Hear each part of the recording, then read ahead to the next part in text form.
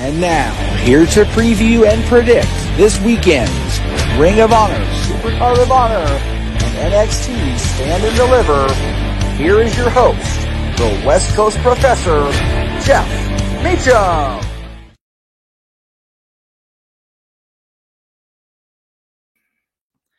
And I'm on camera because I fucked up. Here we go. We're starting already, kids. Here we go. Welcome to this very special presentation on the Jeff Meacham Network, on our Facebooks, on our Twitter, as well as the Constantine Studios. And we'll get to that guy in just a minute. But we are here to predict Ring of Honor, Supercard of Honor, and NXT Stand and Deliver. Friday night, of course, Saturday morning for us West Coast people because WWE hates us clearly.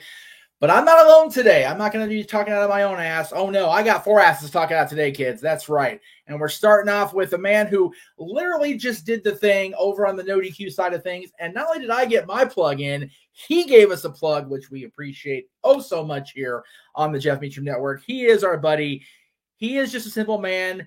He's been a lifelong fan, and he is our commentary lead. Noah Foster, my friend, how are you tonight?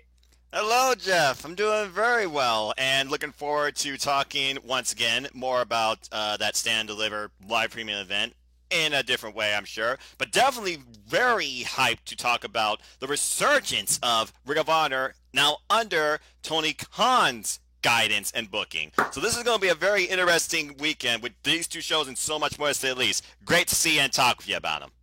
Great to have you on, my friend. It's wonderful to have you aboard for this crazy bit that we're going to do, and we will we'll bring you back in momentarily once we get everybody underway here. So let's go ahead and talk about the next guy who we don't get to see a whole lot, unfortunately, because I'm an asshole and don't do open mic night every other week like I said I would. So we don't get to see a lot of this guy, but we're going to have a whole schedule restructure coming at WrestleMania where we're going to get into actually Sunday night. We're going to talk all about that and how the schedule will lay out between April 4th and the rest of 2022. But in the meantime, he's here. He's actually going to talk about WWE product tonight, which, you know, stand by, kids. And Ring of Honor, of course.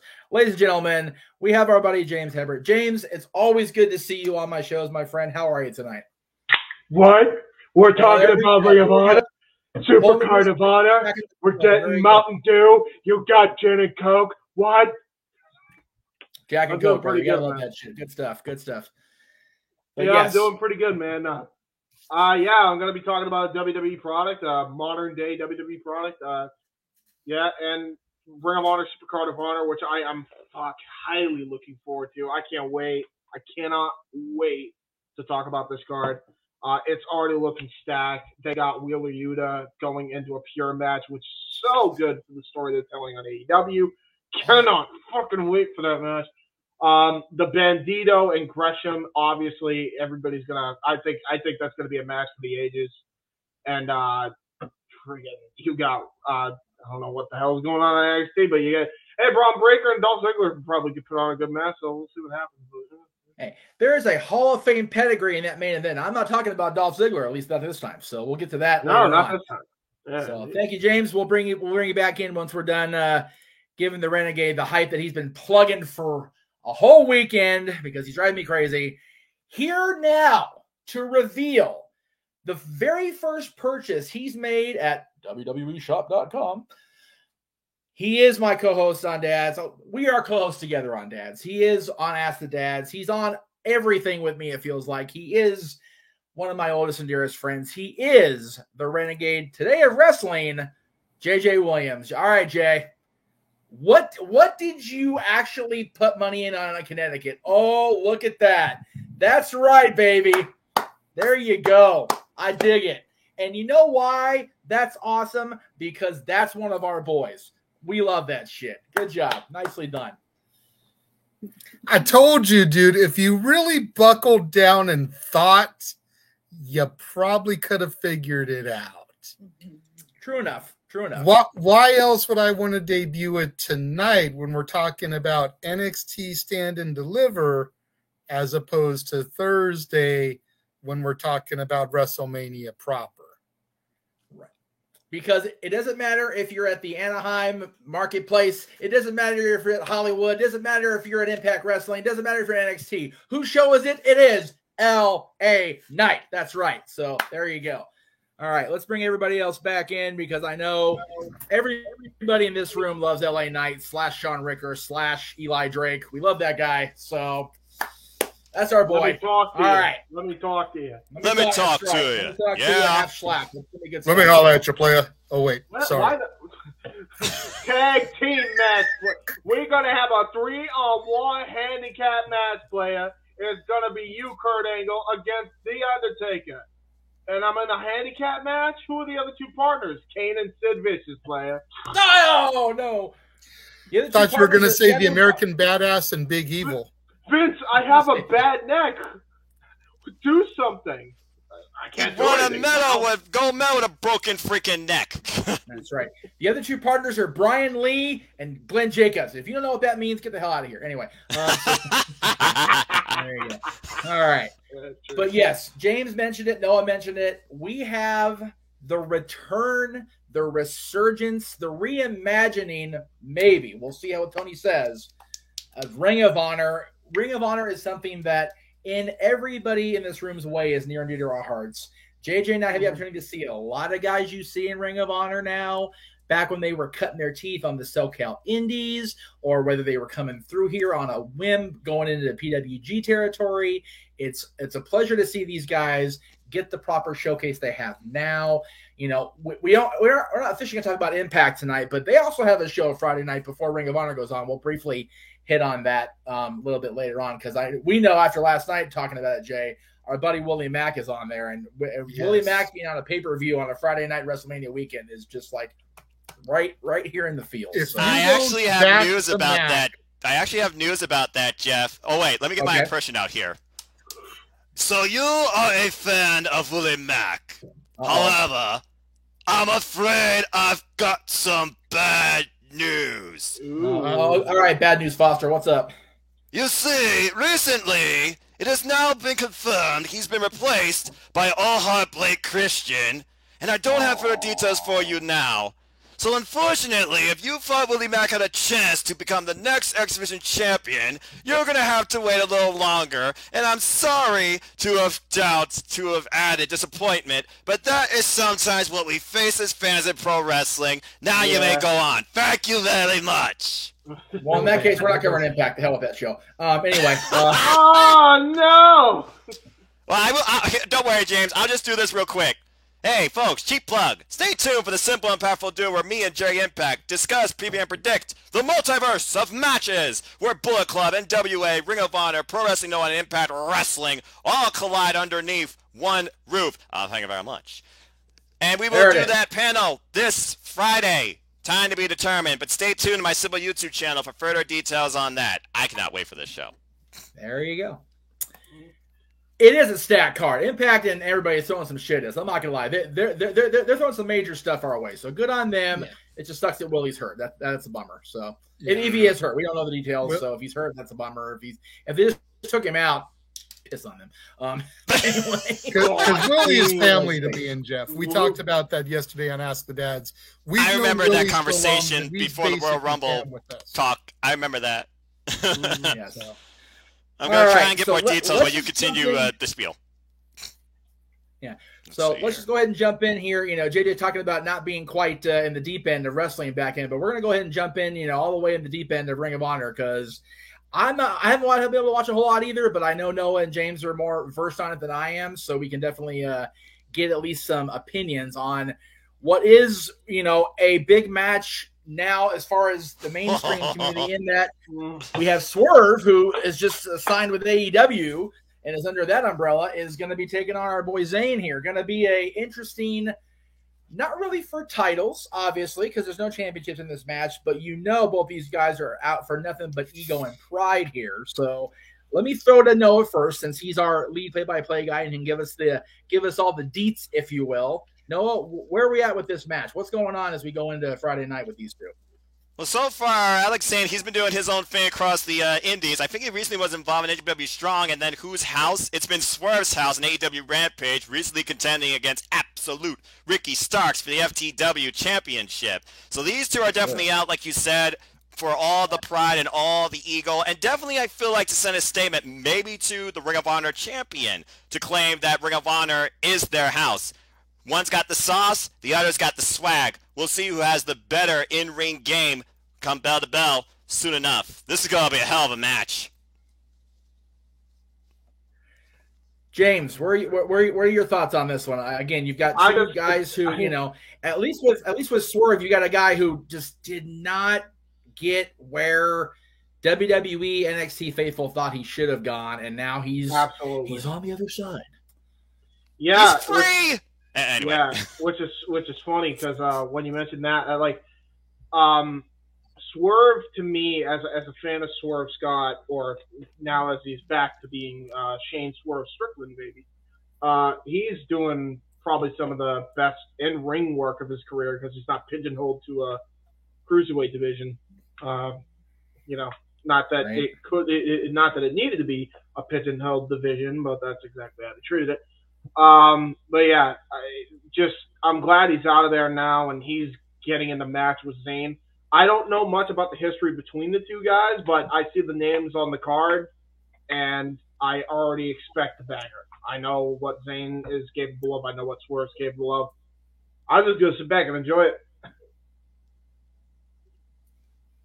So you two being the Ring of Honor experts, who do you guys seeing coming out with a victory here based on what's been going on in the Indies and AEW lately? Well, considering that this, again, is the first show under the booking of Tony Khan, the owner of AEW, and you look at most of these match setups, it's AEW versus, well, the Open Indies. You're really going to see who's going to lay the groundwork in Tony Khan's rebuilding roster of Ring of Honor. And right now, this one's really hard. It could go either way. But thinking about who would be more consistent here, and I know Zayn's been taking other dates and bookings as well, I think Swerve's going to pull it out here. I got Swerve taking this. Yeah, Swerve as well. I'm with Noah on that just because Swerve, I think they're going to make him a big deal in AEW as the Ring of Honor guy or one of the Ring of Honor guys, and I feel like he's going to be the catalyst that jumps both the AEW and the Ring of Honor and all the other independents, and that's going to be kind of, I'm not saying Zayn won't, but I think there's going to be more profile with Swerve there. So I got him winning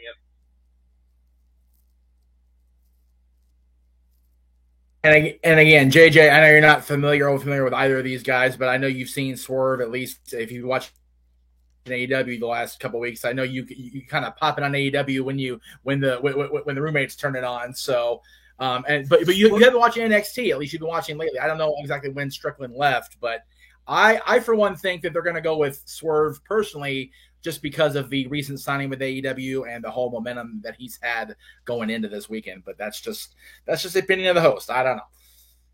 Yeah, I would have to go with Swerve too, making it unanimous, mainly because it's the only name out of these two that I even recognize. Like you guys touched on, like Noah and James touched on, it's like the fact that it's basically AEW versus the Open Indies. I think we're going to see on Friday how Tony Khan is going to start thinning out some of the mass signings that he's done in the past year by using some of his guys to help fuel this new Ring of Honor that he's got. Yeah. That's what I would do if I was him, honestly. You have a whole other product that you absolutely can fill an entire roster with. And there's no doubt in my mind that, like, you could absolutely do that with the Ring of Honor. And there's tons of people, too, like Dark. Like, he already uses Dark as that anyway, but that's more of, like, B-level indies, where it's not B-level indies. This is A-level indies that you can use for this show here. So I think you're going to get a very good mix of what Tony has and what is on the outside indies and who to bring in to be the best. And he's going to make it a pure wrestling company. That's another thing. Like, if you follow that logic, there's an entertainment company and there's a pure wrestling company. He is going to treat this like a pure wrestling company. He is not going to stray away from that. So he's only going to get the very best talent in the world. And that's going to be in a weird roundabout way. It's going to be kind of a developmental for Tony Khan's AEW because the wrestling, they're going to fight the very best in the world. that now all you have to do is really put a gimmick on the best wrestler in the world, and they're a megastar. It's a really good formula. It's a really good formula. You got the professional development, and then you have the personality enhancement, basically. Mm-hmm. That's great. It's a win-win for everybody. So, off the top, actually, I meant to bring this up before we started the card thing, but since it kind of got woven into the fabric of the conversation, I appreciate that everybody. I love the flow of the conversation. I always do on these shows with you guys. Do you think Ring of Honor is going to become nothing more than a glorified developmental under Tony's leadership? JJ, no, it's going to be a long. Don't. JJ, what do you think about that? God, everybody needs to listen. I think it might start out that way with the way that I was suggesting that Tony's going to start filtering some of the excess names over there. But once he's made his decision about who's going to be his Ring of Honor roster, then I think it'll move immediately to the next level. But I think for at least the first couple months while he's trying to put all the pieces in the right place, then yeah, it's very much going to be developmental. If I may add to your point as well, JJ, let's be real. I mean, Ring of Honor has been a developmental for the rest of the wrestling landscape as we know it. Without Ring of Honor, you don't see the wrestling you see today. Agreed. And that's the truth. I mean, basically, PWG out here was Ring of Honor West Coast, for years. And I know that I may catch hell for PWG faithful for saying that, but it very much was ROH West, because you looked at the guys we would bring in, and aside from our SoCal homegrown talent, we were getting Eddie Edwards, Davey Richards, Kevin Steen, El Generico, Kings of Wrestling. Yep. And then of course we had the TNA Fly-Ins too for a while. AJ Styles, Christopher Daniels, Frankie Kazarian, Sabin and Shelley, P.D. Williams. The list goes on and on. It's like we had James Gibson while he was ROH champion, I think. So Ring of Honor has been, in a way, a breeding ground for the rest of the professional wrestling industry to thrive and grow from. A lot is owed back to what Ring of Honor started, and now Tony Khan's going to build a new foundation based on those principles still. And that's why we can really feel comfortable in the future of not only Ring of Honor, but professional wrestling. Absolutely. Here. I'll toast to that. Absolutely. And by the way, just to end that little discussion, yes, could it be developmental? Absolutely. Does that make it a bad thing in this case? No. I don't think so. No. I really don't. Because there's people that would say prior to the rebranding of NXT, even though it was developmental, was the best show WWE was putting out. Absolutely. And I'm one of those. And without Ring of Honor, NXT, with the exception of what Roman was doing on SmackDown, which is a segment of a 2-hour show. Mm-hmm. Yeah, exactly. So there's no harm in a developmental being the best show for your company either. No, absolutely. So, before we go on to the next the next question, our buddy Dwayne was late for the big reveal. So JJ, show him the big reveal. There it is, right there. I'm going to give you a solo thing, just for Dwayne here, since people can't be on time. He must live in LA too. Anyway, so there it is. It's LA Knight show. That's right. LA Knight is on the back of JJ, as he should be. That's our boy Sean Ricker, Eli Drake, LA Knight. We love him. Awesome stuff. Yes. Great times. The last talent signed by Percy Pringle to be managed by Percy prior to Percy's untimely death. That's it. By the way, we got a super chat. We do have a super chat, and we will go ahead and address that after we address the main event of this, because it is about the Ring of Honor World Championship. So we'll definitely go ahead and get to that later on. I was try to get this thing to load here, but we will not forget you, Dwayne. Thank you for the super chat. Yes. Thank you, Dwayne. Yes, again. So the next match, a little bit more about the participants involved, at least one of them, because we've seen him on the regular on our TVs for well over a decade. But the other gentleman involved in the match is accompanied by Matt Sydal apparently this weekend. It is Lee Moriarty going up against arguably the franchise of Ring of Honor, Jay Lethal. Dude. Oh my God.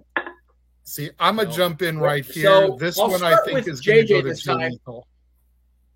Yeah, there you Okay. go. I think we're on a delay, by the way. I think all of us are on a delay out of nowhere, by the way. I think that's just fucking.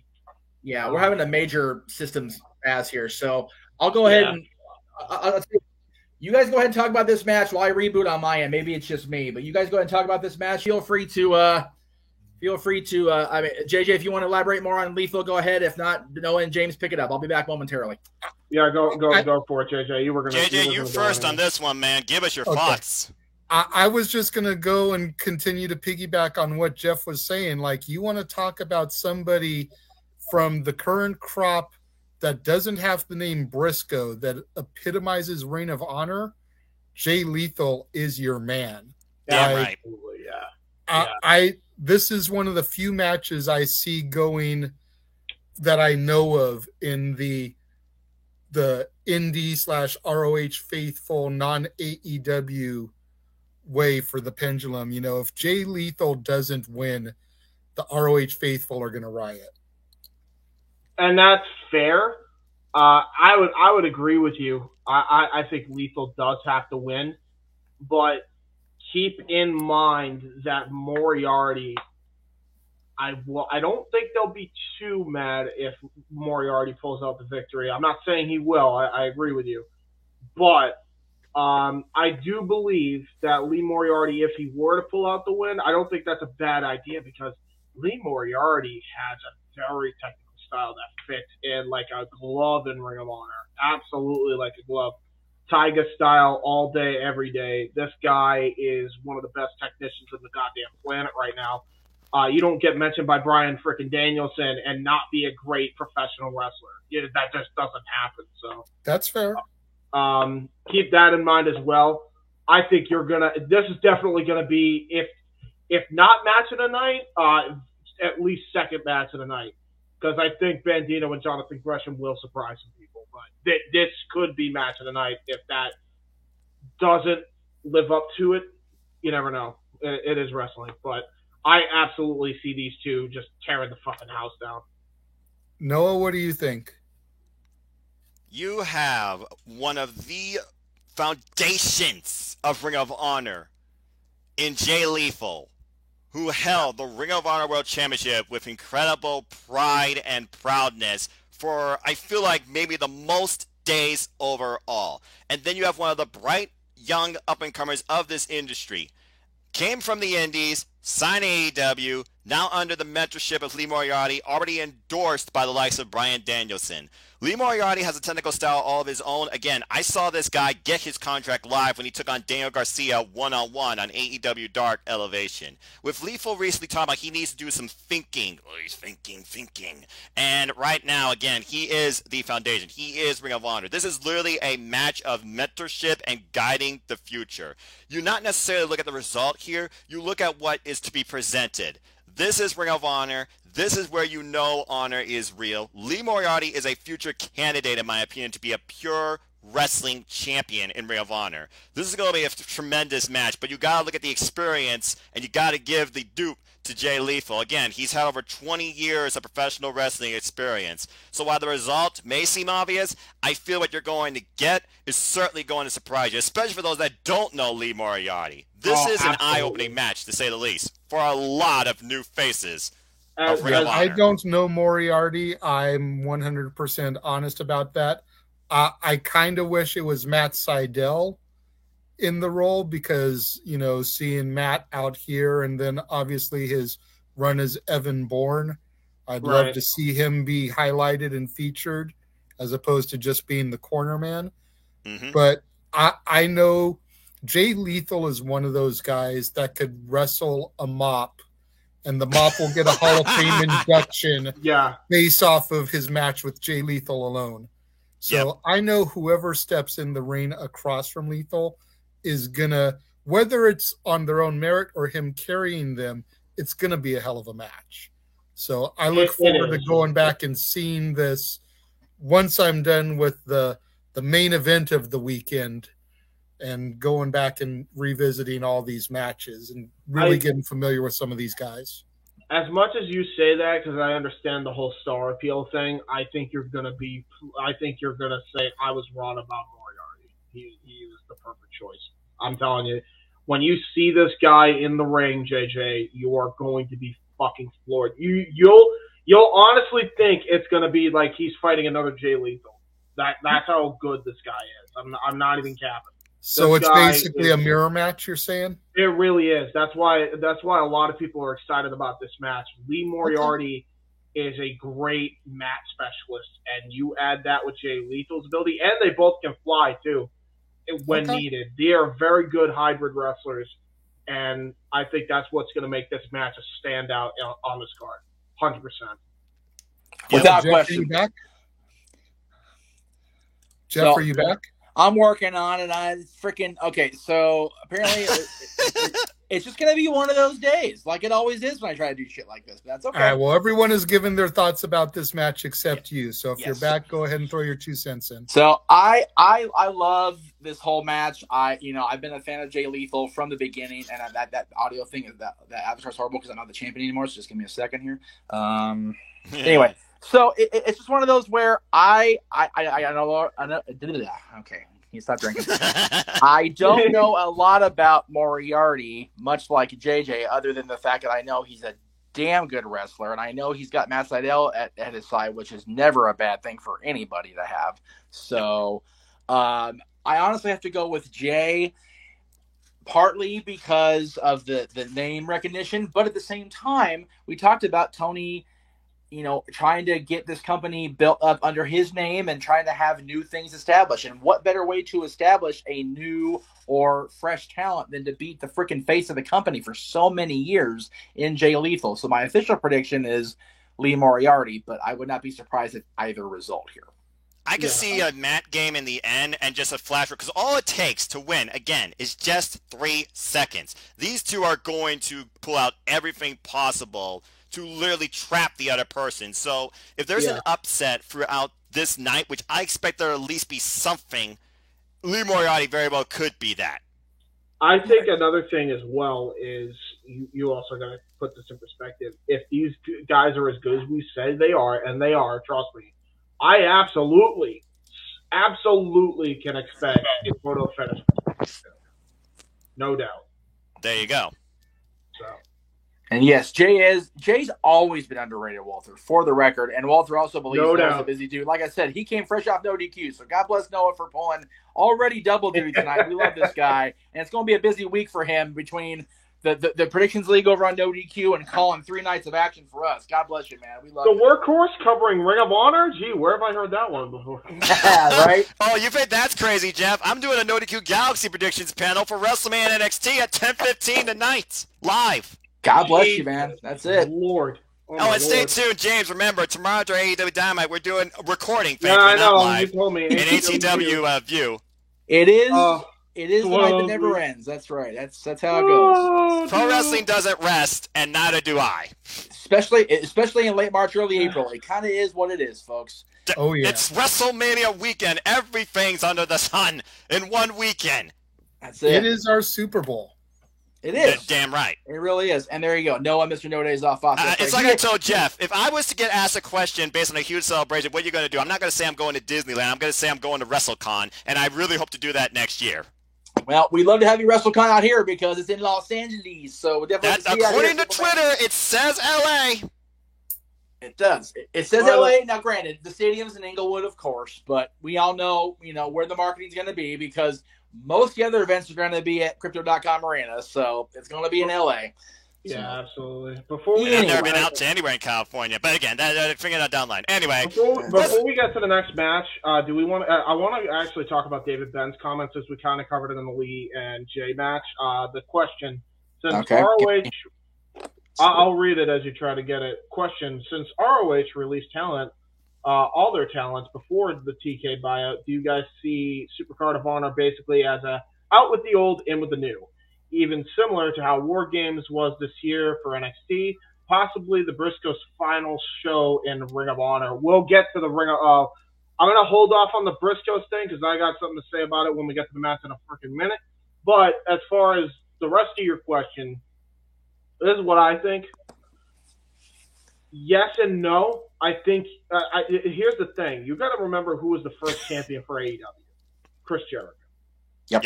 He got an established name to get people to check out All Elite Wrestling. And I guarantee you he's probably thinking about putting the belt on Punk so that way he can get an established name to drop the belt to MJF to make him an even bigger star. Yep. Mm-hmm. Tony is very smart, and I don't think he's, if there's one thing that he's not, it's, a bad promoter. And he knows what he has when he has it in front of him. So I don't think it's as black and white as that. I think you're going to see some new guys go over. I think you're going to see some veterans of ROH go over. I think it's going to be a very even bag by the end of the day. I like the fact they're having MJF be on social media out there criticizing AEW booking and praising WWE. It very, very much easily bleeds into him being the new face of Ring of Honor. It just works. It does. Mm-hmm. So it does. He's playing the game. He's literally working the industry. Which is what makes him so damn good. I'm so glad he's a fan because I love Max. I just fucking do. Anyway, so the next match is actually for the interim Ring of Honor Women's Championship. Of course, we saw in the graphic earlier that we were talking about with Noah. Deonna Purrazzo is going to be working for Impact Friday night, and she is the reigning Ring of Honor Women's Champion. So in the interim, we have two incredible talents lined up to battle for the interim championship, and I got it to work. I'm so proud of my goddamn self. Hey, way to go, Jeff! Oh, this is gonna be good. So we've got, and again, the name, the one name escapes me. So Noah, we have Mercedes Martinez, obviously. Willow, I forget her first or last. Help me out here, brother. I'm sorry. You are looking at Willow Nightingale, the last challenger to the Ring of Honor Women's World Championship, to the former Women's World Champion, Roxy. Sorry. Okay. Yeah, so if Roxy's most recent champion, of course, we all know Roxy signed with WWE. So all the best to the Prodigy. Oh, definitely. I am ecstatic for Roxy. She more than deserves it. Absolutely. Hopefully they don't botch her being booked like they've done every other damn person. But anyway, that's neither here nor there. However, Mercedes Martinez, she's been kind of the, not to put my own shit over, but the jack of all trades. She's been everywhere here lately. She was in WWE as recently as earlier this calendar year, if not late last year. Then she's been in AEW, and she's been through Impact. She's going to be on Ring of Honor Friday. Mercedes has been around a long damn time. I don't know if people are aware. If they're only aware of her from the Mae Young Classic, you have done yourself a disservice as a Mercedes Martinez fan. This chick can go. And I am here to see her battle Deonna Purrazzo for the Undisputed Championship. So that's my official pick. Just because Mercedes, if anybody in the indies / peripheral roster of a major company deserves to have a run with a major women's world championship, it is Mercedes friggin' Martinez. So even if it is an interim title, put that shit on her and let her and Deonna just go freaking back. I'm with you, Jeff. I'm with you all the way. Mercedes all the way. You have to give the belt to her. I want Mercedes and Deonna as a match, and I want her leading the charge for the women's division, especially considering the fact you're going to have people checking her out that have seen her on AEW as of recently, fighting with Thunder Rosa, which is a hell of a freaking no DQ match. So my recommendation, put the belt on Mercedes and definitely make her at least interim women's world champion currently. There you go. Noah, where do you stand on this one, boss? I got to go with the veteran here, the journey woman. Again, like you said, she's done it all. I still remember one of my standout matches is her against Tessa Blanchard's 75-minute Iron Woman match from Rise. For those that don't know, support women's professional wrestling promotions. Willow Nightingale, though, she brings a lot to the game, a lot of power. I know she formerly challenged for the title here, and this is an interim thing, so you would think, okay, she's more driven, she's been here before. I'm not sure if she's been in the ring against Mercedes Martinez anywhere else, but I look at what's ahead, and that is the Virtuosa, a wrestler on a whole nother level in this industry when it comes to confidence and technical prowess. She truly is one of a kind, standard above so many. And right now I look at the bigger match on the marquee, whether it's the next Ring of Honor event or even Rebellion. I gotta see Mercedes Martinez go round 2, one-on-one with Deonna Purrazzo, this time for the Ring of Honor Women's World Championship, as Deonna corrected me. So I have Mercedes going over here too, but again, Willow Nightingale, she brings a lot of power to the dance here. She's not going to be easy to overcome, and I would not count her out. No, I wouldn't. No. JJ. Yeah, again, we all know I don't know a whole lot about Willow. Mercedes Martinez is a name that I have heard. I've seen her perform before.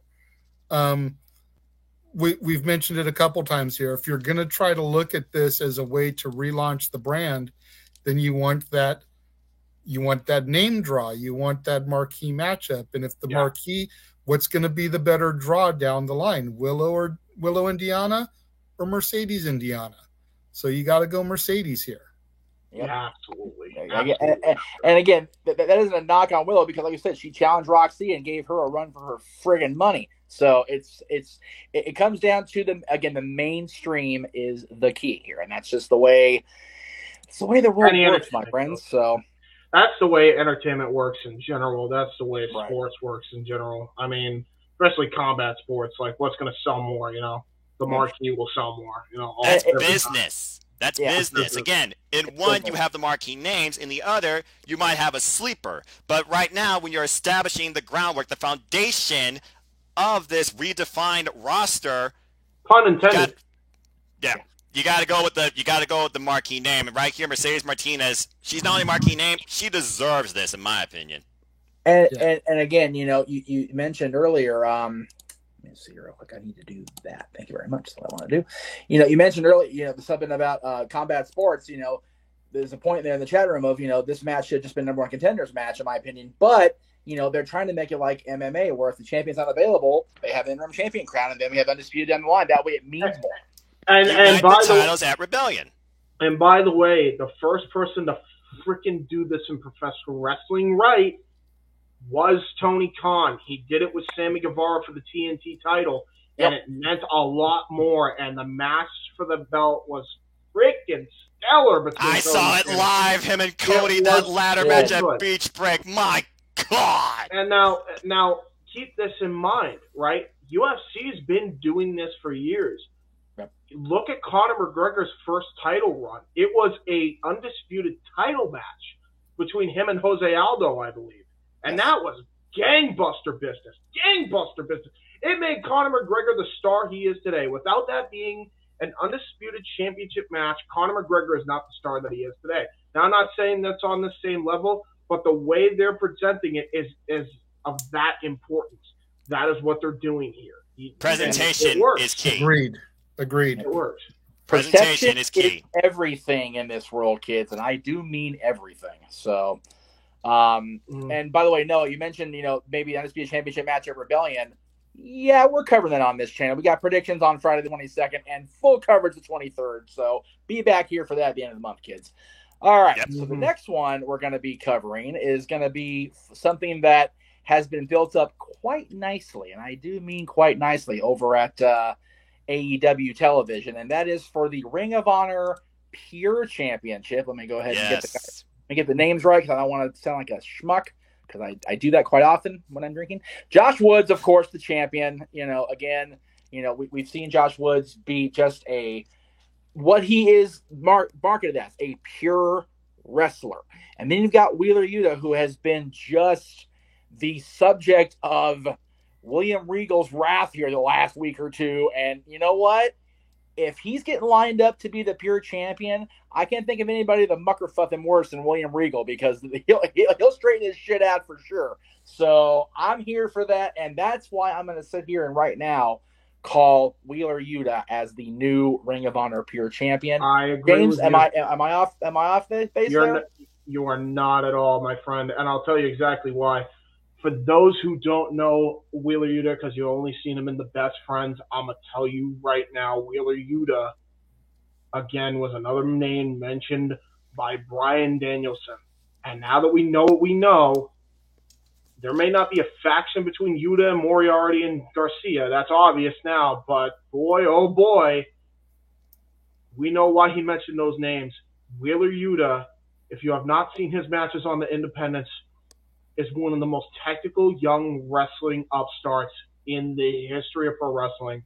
And he could give Kurt Angle in his prime a run for his money. That's how good this goddamn guy is. Wheeler Yuta is going to be the pure champion, and and this is going to further the story tremendously with him joining up with Danielson and Mox. I absolutely could see that bleeding in on television. Absolutely.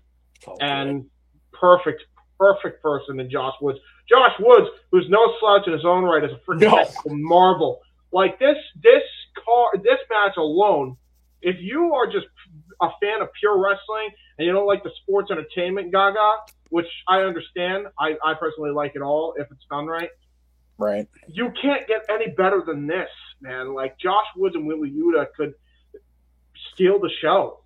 Like a lot of people say Lee Moriarty and Jay Lethal for obvious reasons and the names involved there, but this could really freaking take a lot of people by surprise.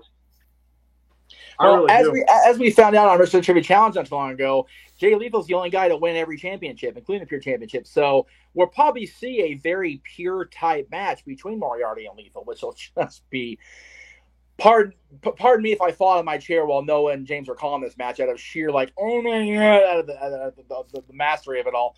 But this one too will be something to behold.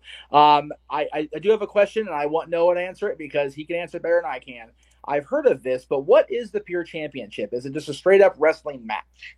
It is a wrestling match of a different identity, where strategy is key. In this match, you only have 3 rope breaks, but after that, you are allowed to use the ropes any way you wish, whether it's towards victory or towards maybe rendering your opponent vulnerable for your finisher. There is also no closed fists. You use one, you get a warning. You use another, it's an automatic disqualification. So again, there is strategy, but it's also a presentation of its own site. And that's why this title is its own identity. If you don't know what a Pure Championship match looks like, go to Impact Wrestling for the most recent example, where Jonathan Gresham took on a guy that didn't know what the hell this was, and with the distance, Steve Macklin. That being said, I completely agree with all of you on your sentiments about Wheeler Yuta, especially when he came out and says, I'm not looking to try and be a better best friend. I'm trying to be a better professional wrestler. Josh Woods has held this title after getting it off the octopus, Jonathan Gresham, back at Final Battle, and it took a whole damn lot to tear Jonathan Gresham away from that title, where he literally built that division and that championship and this match identity himself more than anybody else. Wheeler Yuta, though, is no slouch, though. He's held independent wrestling championships all over the place for incredible amounts of time. Very technically sound, very hungry, too. This is a young, bright up-and-comer. Both these men are. But Yuta right now, I see the heart, I see the passion, I see the drive. Josh Woods is a beast, but he's already claimed the championship. Yuta is going for a moment here, and if he really wants to try and prove something to Regal, who says, prove yourself a little more, kid, run along, and come back, because I definitely see him eventually being part of the Blackpool Combat Club, bar none. This is the first stepping stone in that, and we will see how well Yuta handles the pressure that comes with this Ring of Honor Pure Championship. I got a new champion as well. I want to add to your point as well, Noah. If you think that this match can be good, knowing the names involved, if you're a super indie freak like Noah and I are, imagine what Wheeler Yuta and Trent Beretta could be for the Pure Championship. I mean, playing the seeds for that. They're planting the seeds for that feud, James. The seeds are planted here, and it will be a great match. It will be such a great match. So this is the match that will tell you what Ring of Honor's principles have been based on the last 20 years. If you don't know or try and pirate anything else from this show, this match is the one you need to try and do. That's it. This is one of those where we don't advocate piracy. No. We don't like that on I this know channel. you people. But watch this damn match. Google. Watch this damn show. Anyway. Yeah. So, yeah. But yeah, definitely Yuta over here. And again, this is going to be a standout match. And again, who knows what a Pure Championship match is? You're about to find out. Yep. Mm-hmm. So now we go to a match that, JJ, I'm going to ask your opinion first because you are knowledgeable on both these teams. It is. Wait, hold on. Did he give his opinion? Who's winning? No, well, I did not give my opinion on this one. Thank you for catching that, James. Sorry about that. I apologize. No, you're fine. You're fine. You know what, though? my whole point I was going to illustrate is that I know jack diddly shit about either one of these guys, but this is what I love about doing this stuff with Noah. No disrespect to you, James, or to you, Jeff, but Noah just sold the shit out of Wheeler Yuta to me. Like, if this was a car dealership, like, I would have just walked away with the brand new car. Noah sold the shit out of him. Yeah, dude, he's a car to the point where I have to go with Yuta, for real. Yo, no, you're in the wrong profession, man. Why are you in the podcasting? Go in the freaking. You should be the David Marquez of pro wrestling right now. Go. Because Noah's a decent person. Anyway. Ooh, damn. Oops, hot take. Okay, so anyway, now I'll officially move on. Ring of Honor World Tag Team Championship. If I can just get the freaking. Can we not? Can we stop acting shitty? Can we do that? Did you say Yuta, by the way? Did you give your prediction on the match? I don't remember. We all said Yuta, James. I'm writing them down. And yes, folks, there will be a form as I officially kick off the Ring of Honor Predictions League with Supercard of Honor. Woo woo. You introduce the match and let me go first if you can, Jeff. I was going to let you go first because he hasn't had a chance to be first in this whole show. That's the only I was going to, and he knows both these teams. So I was going to. I say give it to JJ because I want to see how much JJ can maybe influence me with a match he knows about both sides. Well, okay. So, and again, but as I say that, to be fair, JJ's and my views of Jay and Mark are not exactly all that positive because of multiple no-shows out here for those two, for Dim Boys. But they've actually been a lot better, I've heard, in recent years. So that's why I tend to be a little bit more forgiving. Yeah, well, yeah, that's why you want to give it to me. You want to give it to me for sure. All right, fair enough. So we have the Hall of Famers, the first names of the marquee of the inductions for this year's the origins of the Ring of Honor Hall of Fame. The Briscoes, Jay and Mark, they've been around forever. They just won the friggin' Crockett Cup. Let's not forget that. They were my pick too. They were your pick. I really wish we'd have covered that. I wish I'd have been home to cover it because I ended up watching it back on Fight. God damn, was that a good weekend of shows?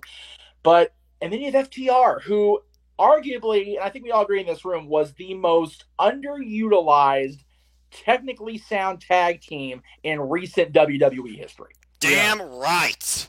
100%. So James, without question, right, JJ? So James, since you are chomping at the bit to talk about this match, take it away, brother.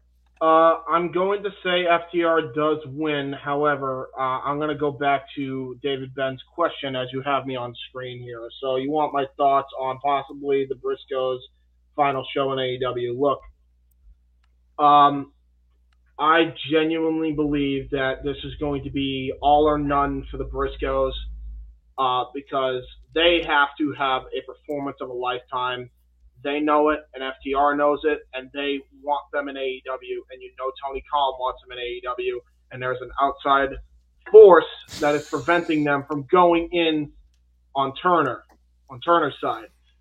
To which I say they have changed for a lot freaking better. They are not those same people that they were years ago when they made those damn stupid tweets. It was also a much different time back then when he made those stupid tweets. Even back then, and there is no reason why you cannot have them in the show when they have apologized for those comments profusely. Oh, yeah. So if I know the Briscoes and I know FTR, fuck Lee Moriarty and Jay Lethal and fuck Wheeler Yuta and Josh Woods, they're going to make sure that this is match of the night because they absolutely have to.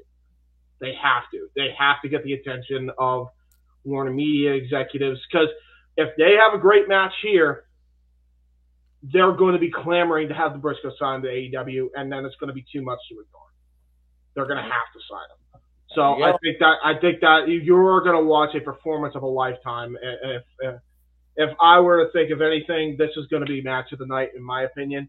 Dem Boys versus Top Guys, and what a billing too. I mean, these guys, and both of them are freaking champions, by the way. Let's not take that out of the equation.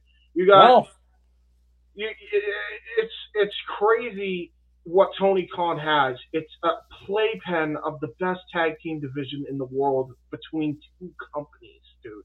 Like, this is insanity. This is pure insanity. And you got two of the very best tag teams in the world going to fight it out here, and they're both champions. You can't get more pure than that, man. No, you really can't. JJ, take it away, bro. Yes, sir. Yes. Okay. I don't know a whole lot about FTR. I hate to kill your hype on me on that one. Oh, well. But I do know a lot about the Briscoes. And I'm not going to be as mean or as negative as you may think I'm going to be. I do see FTR winning. I see the Briscoes' ROH careers coming to a wind down, and that's why they were the first name announced for their Hall of Fame. Yeah. Right. I 100% agree with James. They're probably going to steal the show, though. But I look at this as their way of moving on to bigger and better things, whatever that may be for them down the road, whether it's AEW contracts or possibly going to Impact and then coming into AEW through the open door or whatever it may be. They just won the Crockett Cup, like you mentioned.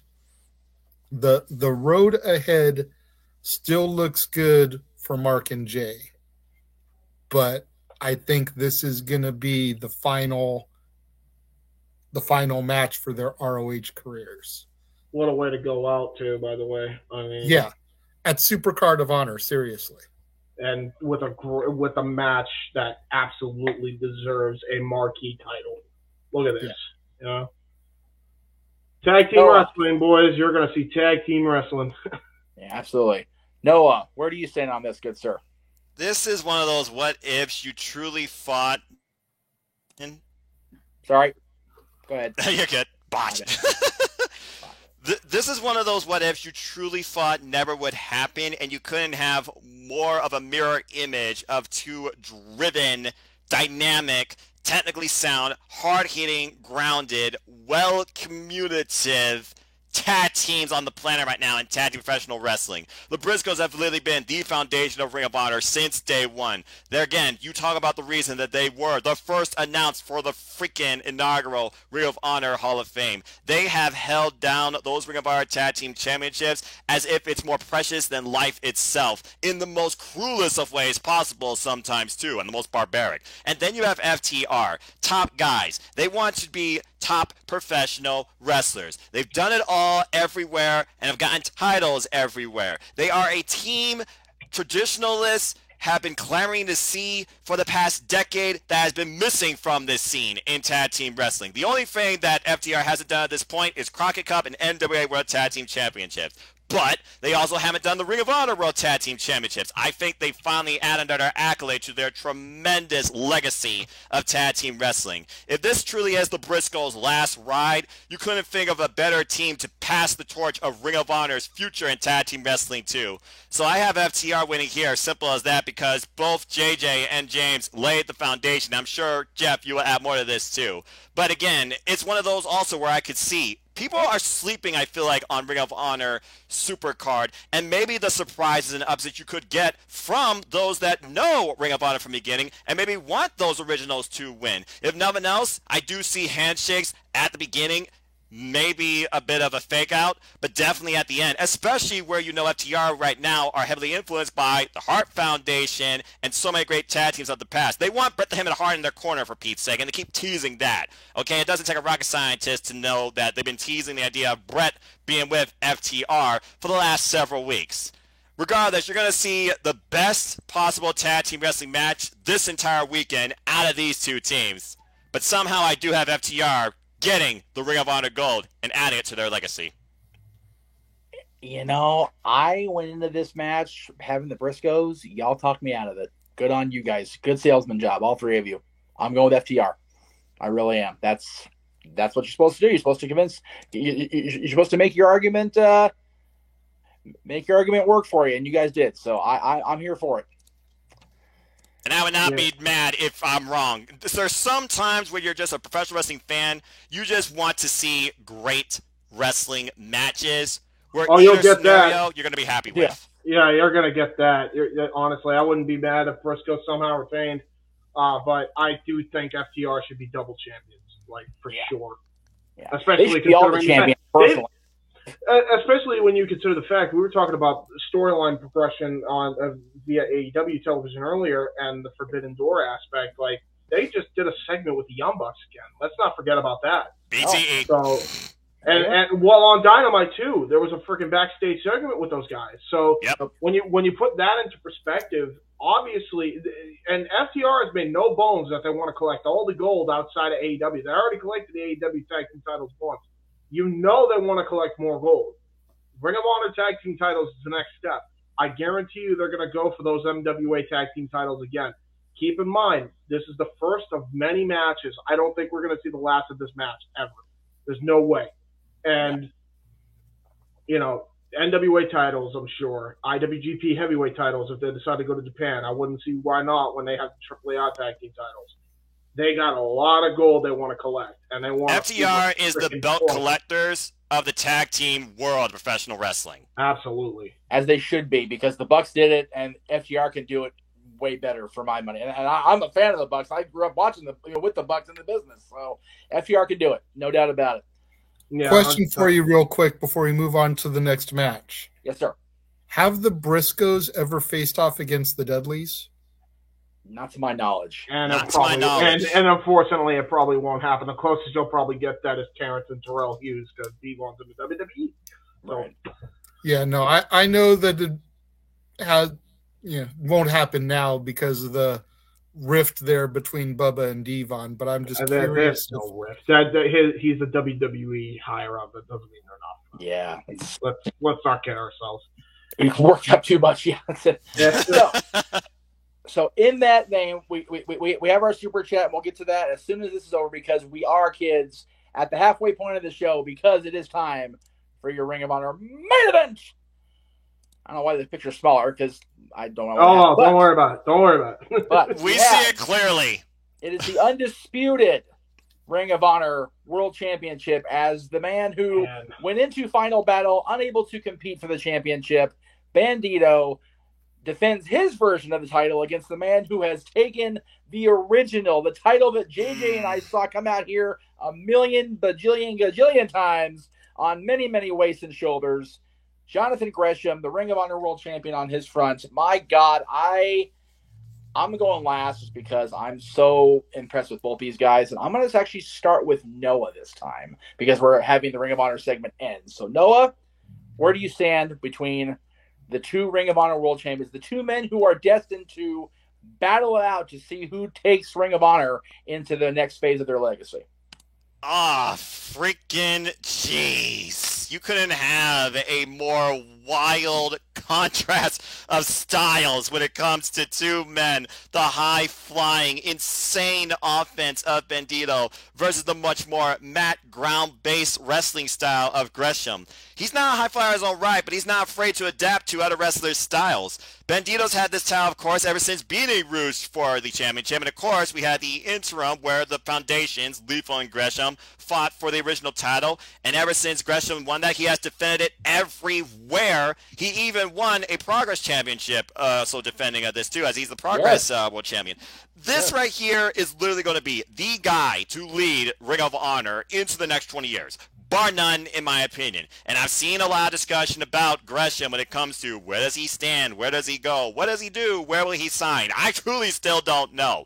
But again, he calls himself the Foundation for a reason. And Bandito, though, has been clamoring for this match ever since Final Battle to prove a point why he is and should be maybe the undisputed Ring of Honor World Champion. Again, I could go about this all night long, but I look at who's been defending that title more in front of me, and I feel should be the guy to continue leading Ring of Honor. For some reason, I don't know how and why, especially when you try to ground Bandito, because that's near impossible, I'm going to say that Gresham wins this. There you go. JJ, I'm going to ask you briefly again. I know our Ring of Honor, you and I's knowledge is what it is, but I definitely want to get your opinion on this because you, like I said, we saw the man known as Jamie Noble bring this championship through. Bryan Danielson bring this through. We've seen a lot of Ring of Honor champions come through our plane of vision, and yes, both these guys, but especially Gresham with that original championship, I have great passion and great hopes for the future of Ring of Honor, whoever emerges from Friday as the champion. But where do you stand on this? Damn right. Once again, this is the other match where I really know very little about either competitor. That's fine.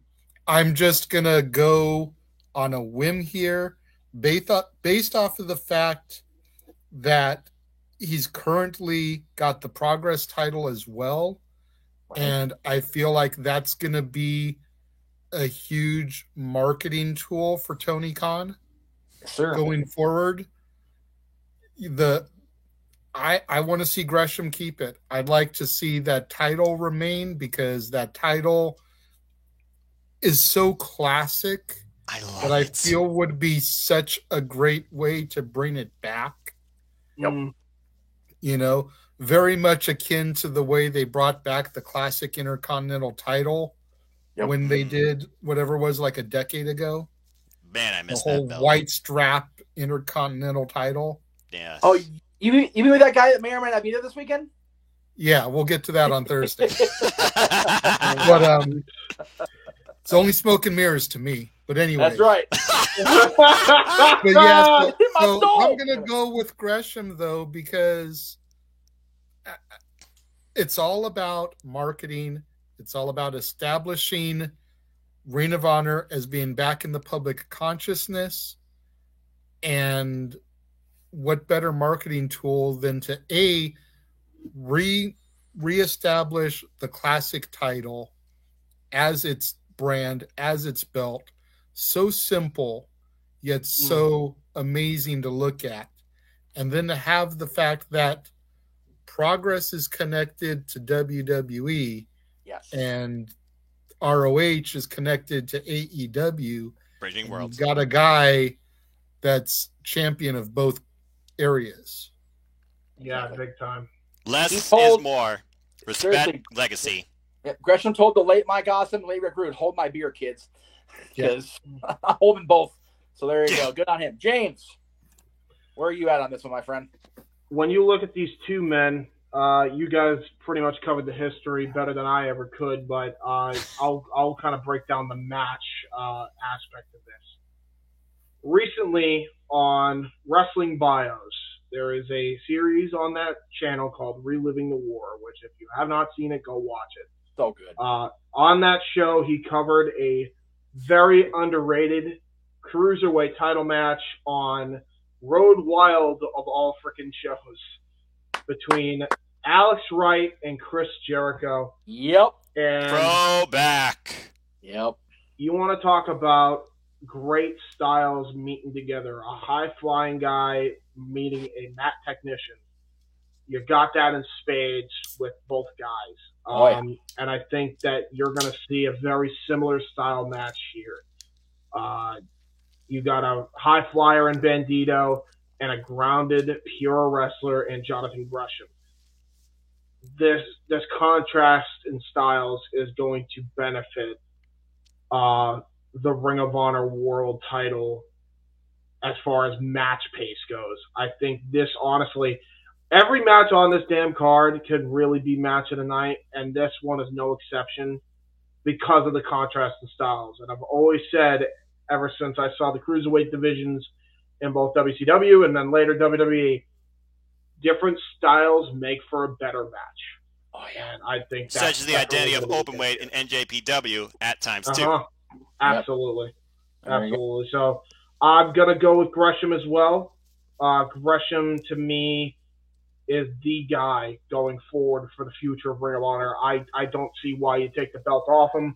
I believe the belt he has, which is the old ROH title, I believe he's the interim champion, if I'm not mistaken. So this is actually their first proper, undisputed Ring of Honor heavyweight champion of the world, which is great. I mean, man, the way they marketed this is great. The past, the present, the future. Yep. The way they did it all here is just very good. Very good. Tony Khan, round of applause. And even before Tony took the book, they had the Hall of Famers going in. You had Danielson, you had Punk, you had the Briscoes, and you had Samoa Joe, who are all, and my shot is crooked as a politician. Good grief almighty. Sorry, whatever. I'll scoot over here. There we go. There it is. So, I looked under the freaking Andre shot here. It's been so well marketed, and everybody after the sale talked about the history. And in fact, again, you have Punk and Danielson, who really people think about those two guys more than anybody else in the mainstream wrestling world when it comes to Ring of Honor, because Punk freaking threw the name out there in the middle of Las Vegas. JJ and I were there live for that mess. And of course, Danielson, was Ring of Honor's identity for so long when he was the world champion. So just a great stuff here. Before I get to my official prediction, I do want to bring JJ back on screen real quick here if I can get the friggin' thing to work, because Dwayne promised it yesterday, JJ. You sold him. There you go. I know. I saw that comment pop up, and I started grinning just a little bit because yesterday, no, for real, yesterday on Ask the Dads, he was saying that he was looking forward to tuning into the predictions, and I was like, well, we'll see. He said we'll see if we can change his mind on anything. And so I told him, if I change your mind on something, please put it in the comments. I want to know. So there it is. There you go. There it is. We still have the whole NXT part to do too, and see if I can do another one on this show. So I'm looking forward to it. So you'll have more than one person to have to try to convince. So I will be as brief. So I'll be as brief as possible. I mean, everybody made the point for me. Gresham's the future. Gresham has taken this championship all around the world into different major league companies, Impact Wrestling, AEW, all over the world, it seems like. And he's been everywhere, and he's defended it, and he's been a solid champion. And like I said, he is the first person in the history of the universe to concurrently hold a world championship, owned and operated, if you will, by WWE, and owned and operated by the management of AEW. So he is a legit big deal right now, and I think they're going to continue that. Yes, Bandito was a wonderful champion prior to having to go on hiatus along with the company itself due to COVID. So thank God he's back, by the way. Holy crap. Yeah. It's so funny how much we were all freaked out about the pandemic as far as wrestling, and then Bandito goes down, and now it's like, shit, I want to do a team, no more masks, no more of this. So it's just a matter of everybody needs to just either get it and get better or fight through it. And we all have, and we have a major championship opportunity for both men. And Jonathan Gresham I was saying off air to you guys, he is like, we always talk about Randy Orton's the prototypical professional wrestler. It's like, no, Randy Orton's the prototypical sports entertainer. He's just a great technical wrestler too. Jonathan Gresham, for me right now, is the professional wrestler in the world right now. He just is that guy. And to be the professional wrestler that symbolizes wrestling around the world is the Ring of Honor Championship. So that's where I stand with it. So that's my opinion. And as my dad says, it should be yours. Before we go to NXT, don't forget about that super chat. Yes, I do want to bring that up because it is a wonderful question. I'm going to go ahead and bring us into this view so we don't get totally blocked out with our faces, because poor James got blocked out like 2-3 times there in that view. Oh, well, hey, nobody has to look at my ugly mud. Hey now. So the question is, how many former Ring of Honor world champ? I'm assuming he means world champions have gone on to win world titles in bigger companies. Well, bro, Joe, Danielson, Punk, Raven did. Raven wasn't Ring of Honor world champion though. Oh yeah, that's right. Yeah. Was Joe, AJ? Punk, Was AJ ever the? AJ was never. AJ got out of Ring of Honor right during the whole Feinstein bullshit at first, so he was never world champion over there. Okay. So we got Joe, we got Punk, we got Danielson, we got Austin Aries. That was the one I forgot. Aries, yeah. For reasons. Technically, Jerry Lynn was world champion at ECW before he even became Ring of Honor ROH champion. So I don't know if you want to count that or not. Tyler Black.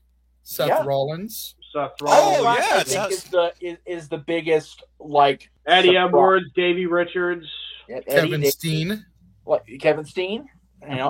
Generico's not been world champion yet, Sami Zayn, but I don't think he will be. Cody, but Adam Cole. Adam Cole. Cody as well. Cody. Mm-hmm. Cody. So definitely Cody. Pretty much, at least half of the 20 years. What about Kyle O'Reilly? Kyle's not a O'Reilly? world champion. Did he in get WWE. an No, NXT no, world he title or would no? have been a world champion if Triple H was healthy longer. True. Yeah, Right. he had opportunity to be our NXT champion on a couple of occasions. Yeah. So to answer your question on what time it is by how to build the watch, pretty much the entire damn history of the title. Yeah, pretty much. Honestly. That's the point we're trying to make, guys. The Ring of Honor Championship is so important to the history of the business, especially in the last 2 decades. Obviously, that's how long it's been around, 20 years. But if you are solely a WWE fan and have even, kind of dipped your toe into the Impact world or watched AEW periphery, you don't know the whole story. And that's the key. Exactly. The whole story is everything. Yeah. And Ring of Honor is a huge, and I mean part of the history of wrestling. And honestly, it's a huge part of the history of sports entertainment because a lot of the guys, went into WWE. Sami Zayn was not Ring of Honor world champion. Generico was television champion. Oh, no, wait a minute. Maybe he was. El Generico? If you count the NXT title, then yes. That's, what? But I don't think Generico was ROH world champion, is what I'm saying. Yeah, no, he was. I believe he was. Was he? I'm going to have to look this up because he was. Somebody look it up. Somebody look it up. I'm looking. I got it right here because I was already on Wiki looking up names. There we go. Generico should be on the list. No. Okay. I didn't think so. I think he came close. Roddy fighting Kevin Steen, but it went from Black to Roddy to Eddie to Davey to Steen to Jay Briscoe to vacant, and then after it was vacated, it went to Cole. Yeah. Yep. Yeah, again, I think Jay Briscoe is one of the very few that has not been a world champion outside of Ring of Honor. Like very, very few, as we just very the whole few. list. Yeah, you ain't wrong. By the way, I have a perfect segue, if you don't mind. I have the perfect comment of apparently this is going on right now. Xena did that on Twitter. Just tweeted, "I tuned into WWE NXT and they're talking about dicks. This is truly the horniest show." To which I then reply with the thing that I just sent in the chat now. You guys can check that out. It's a meme I created. And now we get on to WWE NXT. Well, before we talk about NXT, I do gotta plug the rest of my shit, get my shit in here. So, all right, Brian Cage. That's right. So coming I've got up, the Sean Ricker shirt. Brian Cage, get your shit in. That's right. Yeah, that's right. Because Brian Cage and him were tag team partners. Percy's last clients. I love that. Great segue, Jay. Thank you, my friend. So we'll be right back after this brief message from, me.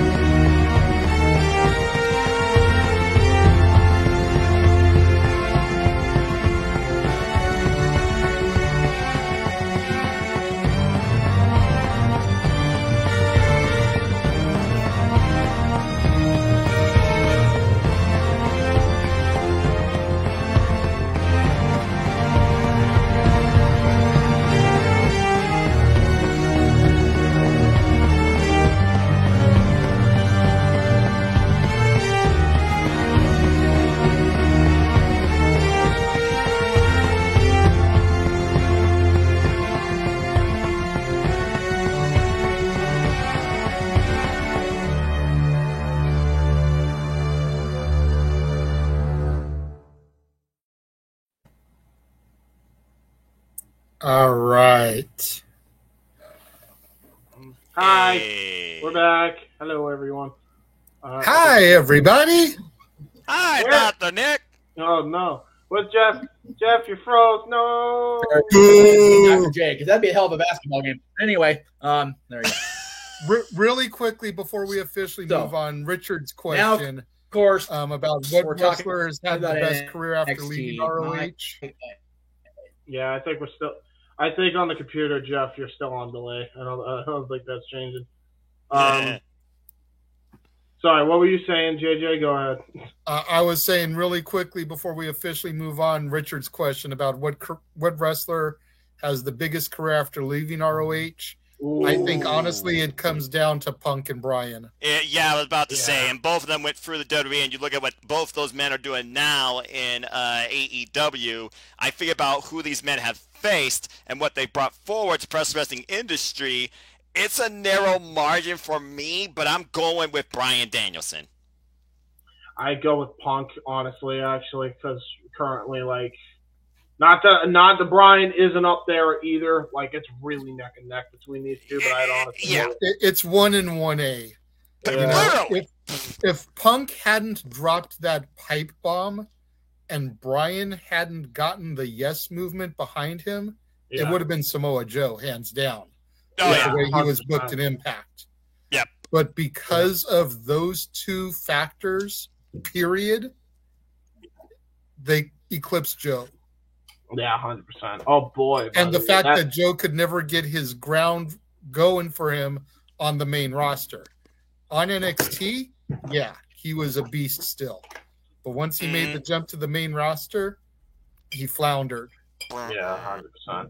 By the way, holy crap, that backdrop, not that it's your fault, Jeff, but oh my God, when I see that NXT freaking bright colored arena, it's even worse. Yeah. Oh my God, it's awful. Fuck. All right, Jeff.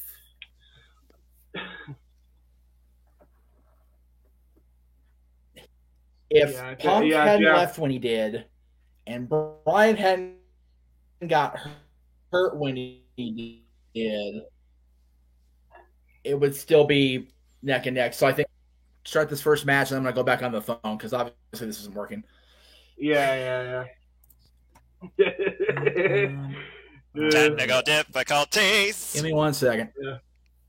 You're fine. Yeah, it's really sad what happened with Samoa Joe when it came to the WWE approach. I mean, he was great for commentary, but I really would like to see him maybe show up in Ring of Honor and add to the roster, and he definitely would be great for creative as well. Again, I feel like we definitely will see. And Tony Khan did say he might have something up his sleeve. Yeah, I'm curious about that, honest to God. That's going to be very interesting to see. Like, well, Anthony Y has an interesting idea. I could see Claudio showing up after the Ring of Honor World Title match and have a stare down with the Ring of Honor champion. Oh, yeah, that's Claudio in Ring of Honor? Yeah, well, here's the thing, though, because if you're bringing Claudio into Ring of Honor / AEW in any capacity, though, the first thing I'm doing is pairing him up with Regal, Bryan, and Moxley. I get where you're coming from.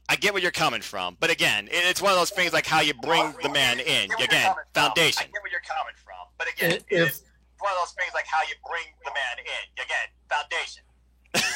Well, it's a good thing I heard that twice. Right. So nice, you got to hear it twice. I heard that twice. Oh, this is going to be tremendous. I love it. If I was going to have Claudio show up at Supercard of Honor, I would have him and Hero show up and stare down the winner of the Briscoes FTR match. And you reunite the kings of pro wrestling. Yeah, especially if FTR takes it. You know, okay, you just defeated the Briscoes, arguably the foundation of the tag division.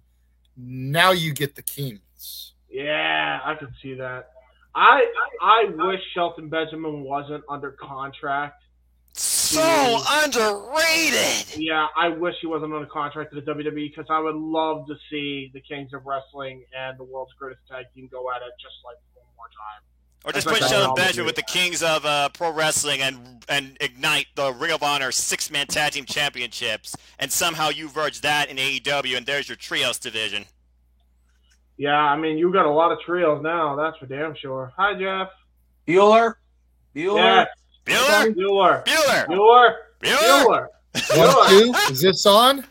Bueller. Okay, we're good. All right. My time. Oh, okay, sorry. Order in the court. What? At What? least this is doing this now, and I know how to not fuck it up Thursday. Anyway. There you go. Right, exactly. And knowing is half the battle. That's right. G.I. Let's go, Boy. Joe. J-N-M. Da-da-da-da-da. Oh, wait, sorry. Wrong song. Oh, my Anyway, Lord. All right. We've gone off the rails. But before I get this graphic loaded up, can I talk about the fact that Fandango and JTG are doing the Dirty Sexy Boys against the NBA? I'm just laughing my ass off the whole thing. Can we just talk about that for a minute? Wait, what? Hey, What the hell are JTG and Fandango doing? they're tag teaming. They are the Dirty Sexy Boys and NWA, and Velvet's all over their jock. And I like it. I like it, though. I'm fine with Why am I that. not surprised that Velvet Sky has a thing for Fandango? Dirty Dango is his new name. Show Yeah, some good damn- point. You gotta show some damn respect to his. I'm gonna pull a freaking Danny DeVito here. Oh, God. You gotta show some respect for his dong. Well, it's sunny. It's always sunny somewhere. All right. All right. So now that we've got that, I think I had this all figured out. If not, then I'm clearly talking out of my ass, which I said at the top of the show. Yay! Hey, there we go. Okay. Hey! Ah, no, Gunther, why are you killing my You boy had- Walter? Don't You say had to start Walter! with this Say one. Walter! It's a stupid idea from Bad Creative! This is the Ling General versus LA Knight! Put some damn respect on the Ling General's so we're all name! calling him Walter, right? Okay, so never mind. Everything's fine. Don't get me started! Everything's But- fine. but- He's but Walter. Why you have to It's start fine. with this one? I mean, like, I'm actually repping the shirt. We should have built to this. All right. Someone actually bought the merch for this match. Should we put up the ladder match or the Tony Soprano? Like, come on, Jeff. Respect our boy. I mean, him being in the opener, I think, is kind of respectful because, hey, he sets the tone for the show. Yeah, let's go. Okay. Alright. Wayne's like, okay, JJ, here's your chance. I'm listening. Why is... Oh, that's Tony D'Angelo. I was about to say, why the fuck is Madcap Moss on my screen? I was about to punch the screen. I was like, no, they did not do this. All right. So, All right. Okay, I'll do LA Knight semi-main just for Uncle Jay. Okay. Just Okay. Thank you, bro. good Thank Lord you. Almighty. And I'm sure Sean Ricker appreciates it too. I'm not gonna give a shit, but that's okay. It's all right. It's okay. Oh, Lord. So here you've got a guy who has been arguably the face of NXT even into the 2.0 era because of how long he's been around. He's outlasted even this boy Johnny Gargano, who, by the way, will be at Jimmy's World Order out here, JJ, the week after WrestleMania, for what it's worth. If you want to go out and see our boy Johnny and not have to worry about seeing his wife. Anyway, and then you got Tony D'Angelo, who has really kind of been not really under the radar necessarily, but he's definitely not been really a, oh my God, this dude stands out like a non-sore thumb. But here you've got a guy in Ciampa who, as they're talking about in the chat room, you know, he's going to be out of the company, at least the brand after this show. He's probably either going to Raw or SmackDown, or like he has said all along, once he leaves NXT, he's done because he doesn't want to go to Raw or SmackDown. Who can blame him? So for me, I definitely see Tony D'Angelo winning this, but I definitely see Ciampa handing him his ass. You know, he's going to beat his ass, but he's going to earn Ciampa's respect in the process and make Tony D'Angelo a made man. Yeah, I'm with you. D'Angelo's going to win. D'Angelo's been the only standout, really, one of the few standouts in 2.0 era. Right. So, I mean, I'm glad he's there in this match with Ciampa, but man, I mean, this novelty is going to wear off. We're going to go into rematch city and quick. This is going to be Raw 3.0. More like. James, don't get him ideas to make this 3 hours long. Okay, but by the way, Noah, you were on No DQ tonight with their predictions. Who wrote the article about Dynamite going to 3 hours? They should be drawn, quartered, and shot. Yes. Like, for real. I agree. And to save the identity, I won't say a name, but go follow NoDQ.com, folks. Yes, NoDQ. As far as this goes... I like Dynamite. I like it even being at 2 hours. Yeah, it's perfect as the 2 hour hype I get weekly as a professional wrestling fan. But I digress. It's like, seriously, have a third hour. It's called Rampage. Carry on. Guys, I'm just saying, just because you get more advertising revenue, if you don't have the quality to justify the quantity long term to justify the money, don't fucking do it. No, don't do it. Don't. And again, we've talked a lot over the years about, Raw can't unpigeonhole themselves because of advertising for that third hour, but man, quality just takes a nosedive. So yeah, AEW, as strong and as overinflated, I'll even say their roster is, third hour is a freaking death knell. Absolutely not. You said nosedive, so I got to do it. So we're at Noah for this match. D'Angelo.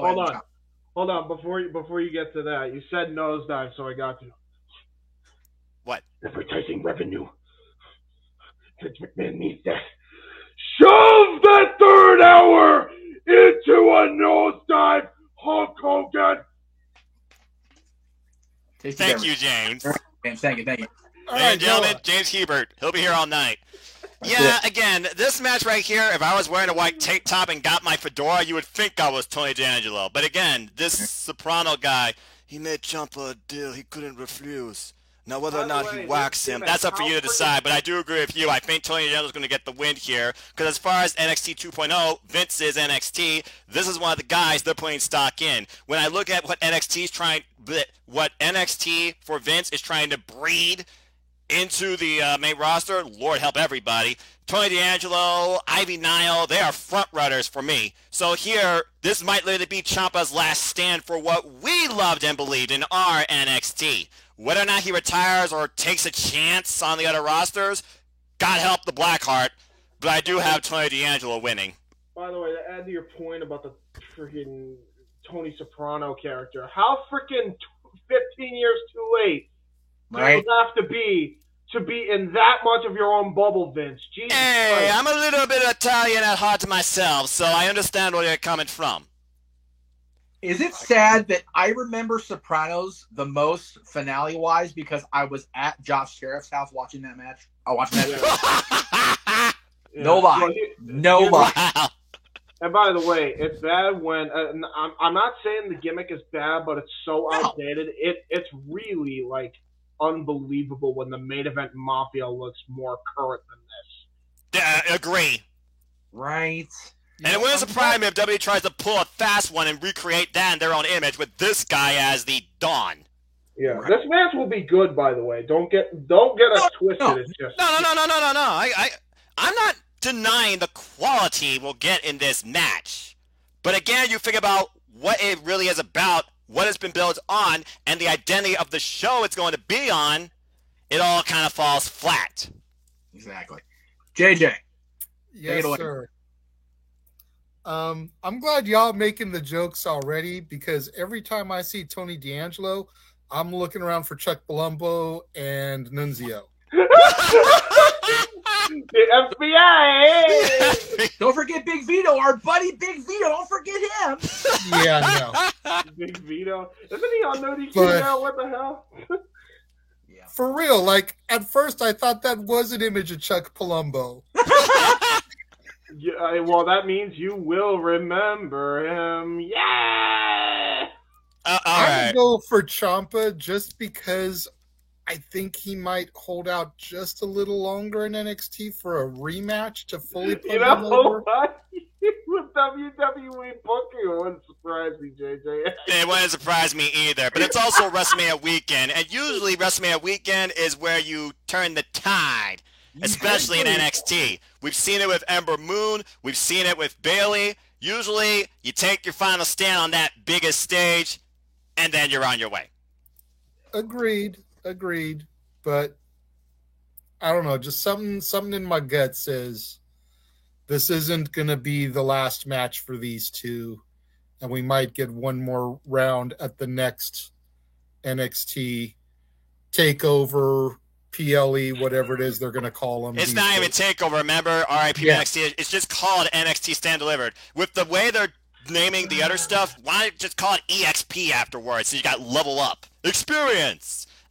Level up now. Anyway, What are you leveling up exactly? yeah. AEW. Anyway. Exactly. Meech? Thank you. Yes, sir. What are your thoughts on this one? Oh, Yes. I said at the top, I'm going for D'Angelo just because Okay. I I'm on an island unto myself on this one. Okay. you are, sir. You, So, Yes, you are. before I'm Noah, you brought up Ivy, or maybe James brought up Ivy. I forgot. I did. I brought up Ivy he Nile, did. yes. He did. In everybody's opinion here in the room, do you guys think they brought Ivy up and put her in the role she's in because they couldn't sign Paige Van Zandt? I think so, yes. Okay. I saw Ivy and I went, okay, so she's Paige Light. Got it. Cool. Just good to know. Yeah, exactly. For there.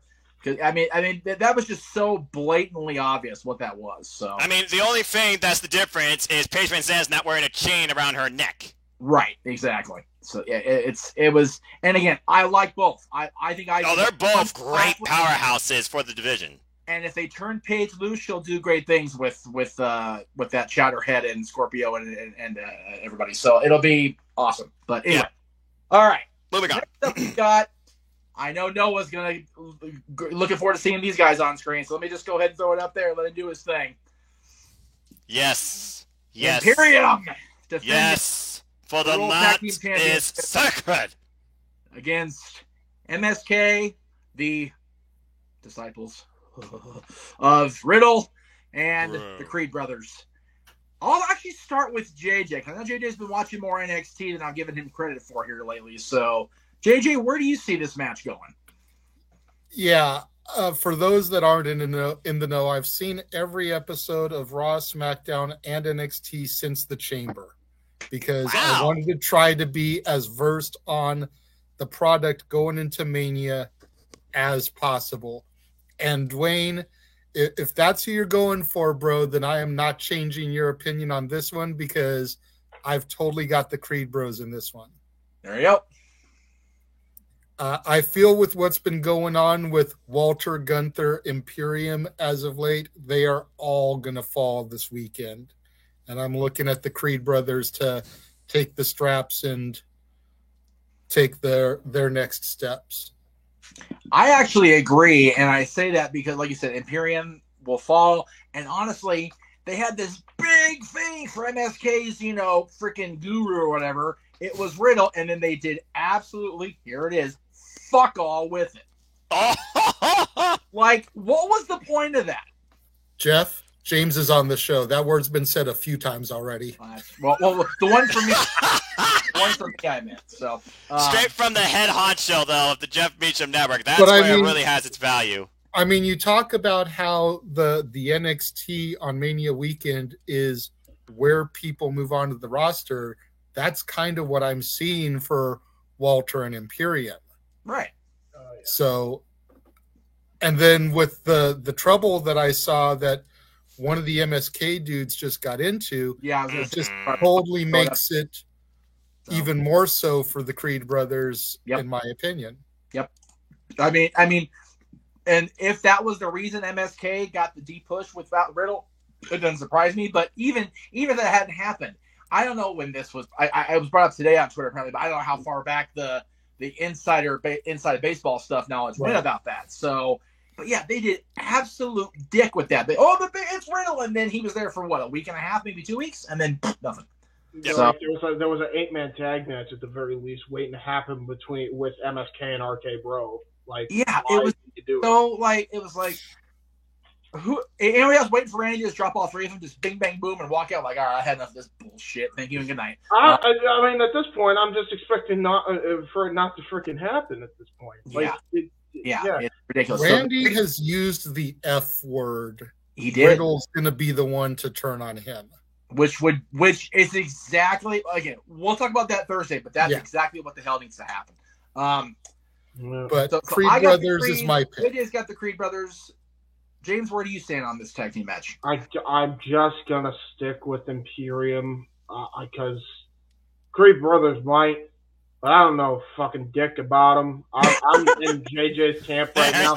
All I know is, just from first glance, I've never seen any wrestler look like Peter Griffin and Glenn Quagmire in the same tag team. I swear to God, I'm looking at Family Guy characters brought to real life.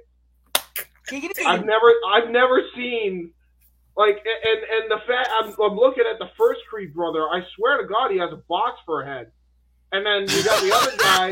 He looks like he looks like an Americanized version of Antonio Inoki with shovel chin over there. Oh my God! What in the fuck? When we die. Why are they even in the match? And then you got MSK, who, I mean, we're holding. We obviously know who the more talented of the freaking old crew was in Impact. He's still there. And then you got Imperium.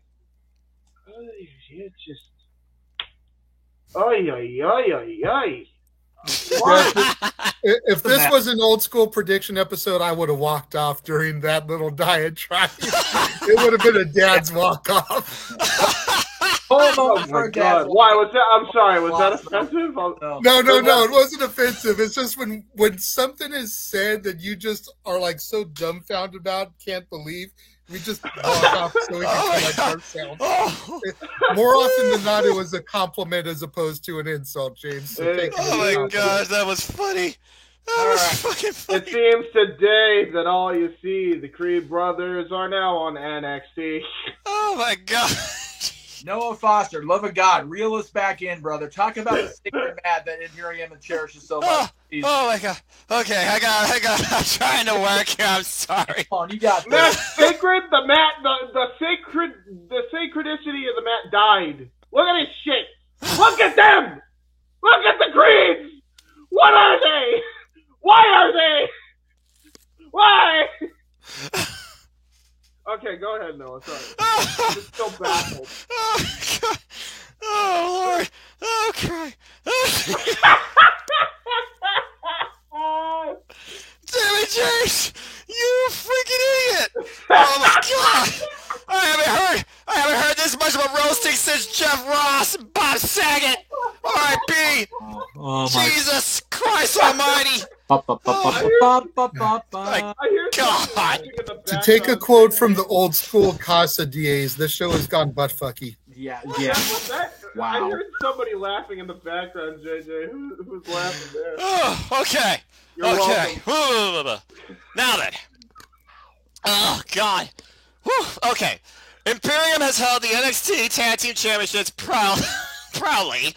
After Fame and Eitner's breakout match, where MSK were involved, formerly challenging for the titles in a multi-team bout. I think it was Vengeance Day, whatever the hell they called the thing at Valentine's Day, where there was no love. What is love? Anyway, the Creed brothers won the Dusty Rhodes Tag Team Classic. They are right now the most push-forward team in Vince's NXT. I look at this premium live event, and this is about pushing forward Vince's NXT. I look at these three teams. Imperium has held the throne down proudly, but they are being used, guided, and probably even training the future of Vince's WWE. And it starts in this tag team division with the Creed brothers becoming the new NXT tag team champions. At this point, the biggest story plot to this whole triple threat is who attacked the Creed brothers. And that might be an angle that might play against me during this match, but I more so see it coming in afterwards. And whether or not it was MSK pulling a ruse or another tag team, we have no idea, that has just decided to flourish. All of a sudden, NXT 2.0. in this match, I do see new tag team champions, and I'm going with the Creed Brothers because right now Diamond Mine is one of the most over acts in NXT 2.0 as a whole, and the Creed Brothers I feel deserve it. 100%. Always good to be over in the hole. Well, Very good. All right. Part of the Diamond Mine? now. What? And let's get that. Get the next match. Right. There it is. Okay. Wait, Jeff, did you give your prediction? I did. Yes, he went with the Creed Brothers. Okay. And might I add, there will be a graph about all of this. As far as I'm concerned, Jeff, you just officially established the Jeff Meacham Network Predictions League for All Things Wrestling, and I freaking love it. Thank you. Appreciate that very much. May the best predictor win. This is an interesting match considering, well, we know how much tag team wrestling matters. But Jeff, go ahead and introduce it. I mean, we've got Mandy Rose, who came down much akin to Dolph Ziggler and has really made this division, along with her associates, their own. It is their division. They run the show. We're just pawns on Toxic Attraction's chessboard here. We really are. And you got Io Shirai, who again is one of those that she was on the cusp of unbelievable greatness. The rebranding hit, and she got lost in that shuffle quicker than a freaking deck of cards. It was so sad. Oh yeah. Cora Jade is one of those that I see great things for her, but she's lumped into a four-way here. Don't know if it's going to play out long-term, at least not this weekend. And you got Kaylee Ray, who again was, she's longest reigning NXT UK Women's Champion. We were in a pandemic, sweetie. Slow your roll. It's okay. Just throwing that out. I mean, she's a great wrestler. Wow. One of the best on the WWE roster when you think of all the factors involved. But her title reign, it's not like she's freaking Roman Reigns at 576. Let's not kid ourselves, okay? Fair enough. Big difference. And again, I'm the women's wrestling advocate guy on this channel and on this panel. So it just is what it is. Based on what I've seen in NXT since the Chamber, because I'm trying to play catch up ball with the Renegade here, trying to get where he's at on watching this stuff because I haven't been watching shit, been too busy. My gut tells me that this is the one championship that will not reset this weekend. And I think Mandy retains here. Yeah, I agree. Mandy's too over right now. Mandy is probably the only thing saving whatever the hell is left of WWE's women's division as a whole, minus Rousey and Becky and the other the other two women they're fighting. Charlotte and Bianca. So it's just like, you gotta give the win to Mandy here. It's sad because like I feel like Mandy in this gimmick would have been so much better in Triple H's NXT if it was this gimmick, because they strayed so far away from it that when you introduce it like in that time period, it would have been so good. Where now it's just like it's so forced. It's so forced. We are sexy ladies that act like OnlyFans models without the OnlyFans account because Vince doesn't like third-party uses. Yeah. So, Sean Garner, I see your comment after we predict this match. I'll throw it up there because I don't have a graphic for that because I didn't know that was made official. So. And Bossman made it official for No DQ as well. It's official for this weekend. So this is definitely not TakeOver. This is a 7-match EXP NXT special. Wow. Oh, great. So But anyway, continue your closing thought. Good style. All right. So you picked Mandy. Got it. Mr. Williams. For starters, I'm a little bit disappointed in the way that the female Dusty Classic came out. Yeah. I was hoping for Wendy and Dakota. I thought that they had some serious potential. And then Io and Kaylee Ray win, and they go for singles matches instead and turn into a 4-way. Yep. So, okay, you just had this whole tournament based around tag team, and you're going for Mandy Rose instead. Yep. So I'm immediately throwing them out of this because they don't belong, period. No. Yep. I have no ill will towards either competitor, Same.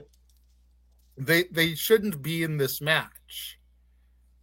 And I see something in Cora. I'm not sure what yet, but a win doesn't necessarily have to be a title change either. Right. Yeah. I'm going for Cora for this one. Well, in the 4-way, there are no DQs or countouts, so it's True, like true. So whoever wins this will be the champion. right. I'm sticking to my guns and going with Cora. All right. Okay. So I'm going to throw this up here. So I don't have a graphic for it, and I apologize for my lack of preparation there. But then again, I wasn't watching NXT because we're on the air right now. Wait, when did they team up again? What? Must have been They tonight. were feuding. Must have been tonight.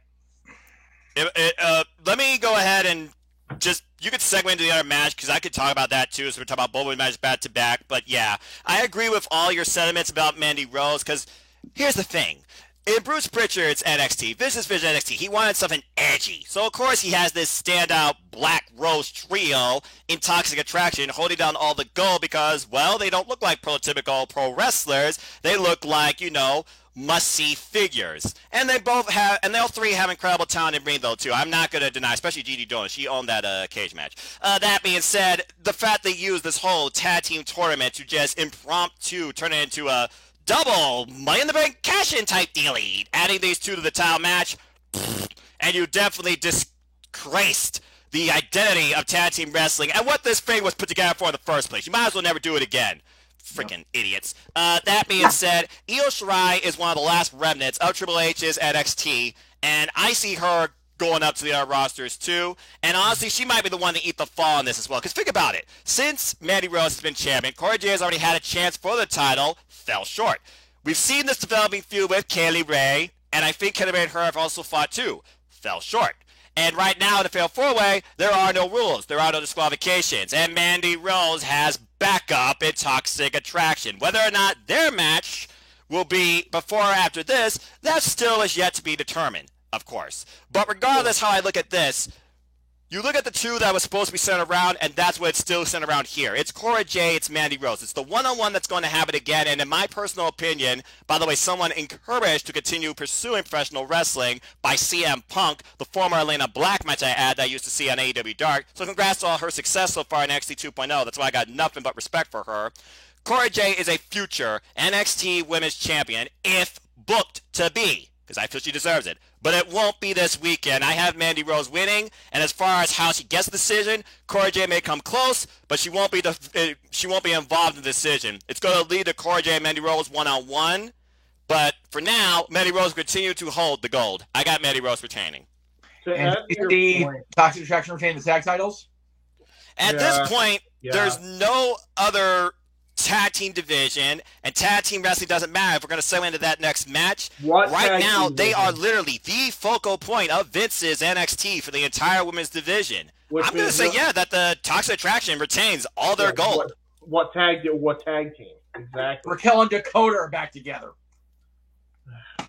So here's the thing. Raquel and Cora Jade, impromptu, they had a bit of a fallout. They came together too, and then Raquel and Dakota, I thought they had their fallout in a one-on-one match, and now Raquel's back with Dakota Kai. Dakota Kai still doesn't know who's a friend or enemy. Is she still talking to herself? Did Winnie Chu fall asleep and just went into a coma? I don't know what's going on here, but regardless, I'm going to say all three members of Toxic Attraction retain their gold, and that's all I have to say about that. And can I say this? I don't know why it just hit me. Are you telling me that Io Shirai and Kaylee Ray, who I distinctly remember was a part of the Tag Team Classic, won the tournament to be a part of this match? Yep. That is correct, sir. Yep. If you want to hit yourself in the head with a bottle and pull a Simon Miller Mother Effer Y moment, now is the time. But before you do that, let's get JJ and Jeff's thoughts on the tag title match that was just added tonight. I think he's with us. It's two things. Number one, this is why the Crockett Cup works and the Dusty Cup doesn't. Number two, it just is what it is. And number two, I agree with the sentiment. The Toxic Attraction trio, they all retain across the board this weekend. I mean, if they're not going to reset Manny, they're not going to reset the other two either. So, no, JJ, go please get us off this. James about to have a meltdown. That's a fair point. I didn't think about that. So, I mean, I don't want to be the one to change everything. So do it. Do it. I'm Get into your going to mission. say that everything will change, but you guys, you've more or less persuaded me. I just don't want everything to be identical. So Yeah, no, that's fair. That's fair. If you want to be opposite, you might actually win. Who knows? Real quick, I just to point out on Bruce Pritchard's women's division in NXT and the way he books it. I swear to God, it's like it was a former Family Guy writer that never had sex and is a virgin is writing these edgy segments. I swear to God. Like, I've seen these segments. Man, they're not pretty. I mean, I remember, and I'm not even saying this to be a dickhead, by the way. I'm really not. But I want you to take the Mandy Rose that we saw in the WWE during the whole Otis angle and how better her character development was there than what is going on here. And it's like a complete character shift. There's no explanation on why she had the character shift. She just went from complete glamour model who turned into a very nice, personable glamour model still into, I'm a street hooker now. Oh, jeez. Damn! Oh, wait. Let me get this right. Why? Where did the change happen? Why did the change happen? There's no explanation to any of it. It just, she's this way now. Yeah. And by the way, not that there's anything there with the street hookers, I mean, other than the law, but like still, like, why is she that way? There was no explanation. There was no A, B, and C. They just went from, she was A here. Oh, we're going straight to Z. Nothing wrong with it. Other than the fact it's illegal in all states, but that's okay. Perfect. except for Las Vegas. No, it's actually legal up there too now. All right. Really? Anyway, what the fuck? Yeah. Later, off air. Focus, gentlemen, focus. Stay tuned for Open Mic Night, where this will be covered and more. I'm sure. Open Mic Night after Ring of Honor this Friday. God help us all. Do we know who the fifth was added to this match? Apparently, it's mystery then. Yeah, the last I saw, Roddy and his opponent, but I didn't see who actually won the match. So I'll look it up real quick. Someone start talking and breaking this down. James. JJ. The middle guy is. Middle guy retains. I don't know. That's it. To me, with what I've seen develop over the weeks between the build up to this match, it comes down to two people. It comes down to Grayson Waller, and it comes down to Sikoa. Oh, okay. I feel like Mello is ready to move on. Right. Grayson, I get these Austin Theory vibes from. Yeah. And I'm not saying that to be mean or negative, but just the way he's portrayed and everything. I get these Austin Theory vibes from him. And we see how over Austin has become with the whole, basically being a lackey for McMahon. The Pat McAfee match coming up this weekend, which again we'll get into on Thursday. Don't forget to tune in for that. There will be plugs. It will happen. But I see him as a strong contender, but Solo Sikoa, I mean, the way the Bloodline is running things on SmackDown, even though they haven't really brought him in as far as the faction goes, I could totally see him getting this belt as an extension of the Bloodline dominance. Yep. I wish if they really wanted to, just hire J5 but they won't. No, because they've got Sikoa here. They're good to go. He's the third Uso, so they already got somebody there to fill the spot. I agree with JJ 100%. Without question, we're going to keep running that gimmick on the ground apparently this week. That's okay, as we always do on Dads. But it just makes the most sense. Carmelo looks like he's ready to do his thing and not necessarily go up, but maybe move on to the NXT Championship picture. I feel like Melo's ready to take that next step to the main title, whoever has that at the end of this weekend. So I think we're going to see Sikoa step up and, as you said, extend the Bloodline, because I honestly don't know where I'm going to go with the Roman Brock match, even as I sit here now 2 days out for predictions. I don't know where I'm going with that. I do believe the Usos will retain the tag titles, for the record. So I think Sikoa being here whether Roman retains or not, definitely says, okay, the bloodline, we run this joint. So, Yeah. Okay. Yeah. You guys sold me. I'm going to change my prediction to the Samoa guy. Mr. Foster. Oh, okay. So they added that tag match to the kickoff. So really irrelevant. Okay, Yeah, this okay. match. Oh, didn't matter shit anyway. There you go. This match. Grayson Waller, Instagram influencer, meh. Santos Escobar. For the longest time, Legado del Fantasma has been a foundation of both NXTs, it seems. I feel like they're on the verge of finally going up to the other rosters. They really have invested a lot of stock in Carmelo Hayes, and with his running mate Trick Williams, it wouldn't surprise me if he gets involved in this match and help this guy retain, especially since it was the champion that threw out this challenge in the first place.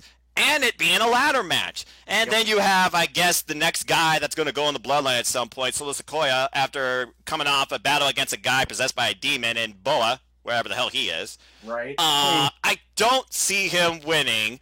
And then you have Mr. Random, who apparently it was either Karen Grimes or A-Kid or Roderick Strong, and I'm not really sure who won that. But regardless, I don't think Mr. Vacant was going to win this, even if it was any of those three, even though Cameron Grimes definitely had a passionate promo and deserved it. Yeah. Something about this match right now just tells me, especially since the North American title still really hasn't had an identity, but it seems like they really are keeping on this guy for longevity. I'm going to say the champ pulls out the win here and retains. I love how we just went from great one-on-one matchups to just a bunch of multi-mans. Wow, NXT is really falling off the wagon. Well, we have a great one-on-one match coming up for you now, James, because it's time. Hey, finally. AJ segment of the show, so we'll go ahead and let him go last because this is our guy. Whose show is it? It's LA Knight show. Yeah. And Walter. The dude's name is Walter. Thank you, Jeff. Respect. Walter. I'm going to start. Please. LA Knight.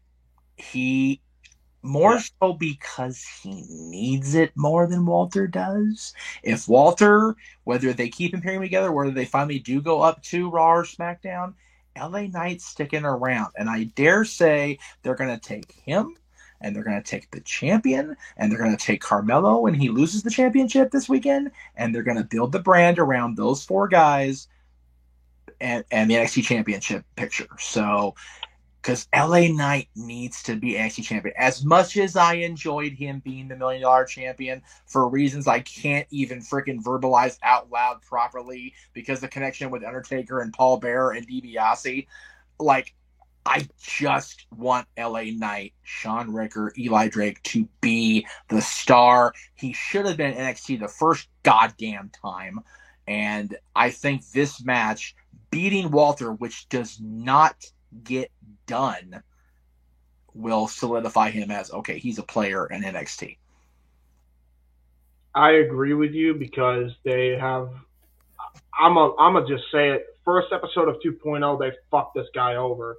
Yep. Like, big time. Yep. And, yeah, he needs to win. If it, like, somehow, I have a gut feeling, but I'm going to go with logic, and but the way WWE books, and the way Vince books especially. I'm about to say, can you put logic and WWE in the same sentence? I think LA Knight should win. So I'm going to go with LA Knight. Wouldn't be surprised if Walter wins, and they freaking just give it to Walter randomly for no reason. I wouldn't be surprised at all. But I want to see, and so I'm going to go with LA Knight winning, because he should. You need to rehabilitate him, and you need to get him on a good track record with whatever potential audience you're going to grab for Mania weekend or whatever the fuck. So please put LA Knight over. For God's sake, put him over. Noah? This comes down to one of two things. Imperium either gets called up, or Imperium continues to be an influence going forward in NXT 2.0.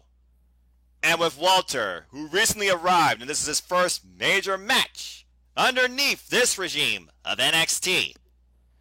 And we all know Vince loves pushing bigger men. Yes. LA Knight has the mic game, the persona to be a top-tier sports entertainer. I can see either of these men going up the road to WrestleMania. But I look at NXT. Who do I see staying down there to do more and maybe become a champion? Right now, I feel like Vince is going to put more stock into NXT in Imperium, whether champs or not. So just looking at Vince-type booking, and I see LA Knight being a mainstay on the main roster sooner rather than later, I have Walter pulling out the win. And it won't be easy. I sense shenanigans. Because LA Knight has already been feuding with Grayson Waller, and now he's feuding with Imperium. LA Knight has a lot of enemies. Imperium necessarily doesn't. And the only enemies they have right now are going to be in another match you're probably going to talk about next. So because of all those reasons, I have Walter pulling out the win. All right. I am legitimately surprised, but I'll go ahead and move on to JJ. It should be no surprise who I'm going for. I bought the man's shirt. I mean, I'm not here to influence you. I'm simply stating my case. Yes, sir. I think, And he deserves a win too. I think Jeff was right on the money. I think Ricker, LA Knight, Eli Drake needs it more. And I said back in the tag match, I see Imperium moving on to bigger and better things. There's no sense in giving Walter, Gunther, whatever, the push if they're going to go up. Watch, we predicted this, and it's not going to happen. Watch, Vince is going to be like, we can't have that now. They predicted it. Right. We know they watch. Brother. We know it's a thing. So, Yeah. All right. So we're actually. I'm surprised we're divided on this match. Even 3-1. I'm legitimately surprised by that. But we'll see. We'll see how it plays out. All right. I've been thinking about this match the most. If that tells you anything. You know why? You know why? Because it's a no-win situation. Because you fucked both guys up. Anyway, continue. Yeah. And Jeff wanted this to be the curtain jerk that we talked about. I said we need to put some stank on it, give it the respect it deserved. Semi-main event. Well, Lord knows WWE sure it's one did. of those where this is very much Star Trek. This is the Kobayashi Maru. This is the no-win scenario because neither man can really afford to lose this match at this point. So it's really going to come down to a flip of the coin by the old man, unfortunately, and that's a scary thing. And guess what? That's usually how WWE's been going for the last fucking decade. Yeah. And by the way, we needed to put some damn stank on it for sure, JJ, because Lord knows, the WWE sure didn't. No. All right, Jeff, the main event. We're moving on to the main event, and again, I'm going to be so slanted on this one for just all the wrong damn reasons, but it's okay. It doesn't matter because you've got the NXT champion, the man of seemingly destiny, wherever he seems to go and puts the shine on it, Dolph Ziggler against the nephew/son of the most recent announcements for the WWE Hall of Fame, Braun Breaker, of course, the son of Rick Steiner, the nephew of the true loose cannon wrestling. No, I don't mean Brian Pillman, I mean Scott Steiner. You've got Braun Breaker, who has been, quite frankly, for my money, as a old school. I've got my Black and Gold NXT shirt in the closet back here still. Old school NXT fan. I have been legitimately surprised and have enjoyed Braun Breaker's presentation. Granted, he's still green as grass. There's no doubt about it.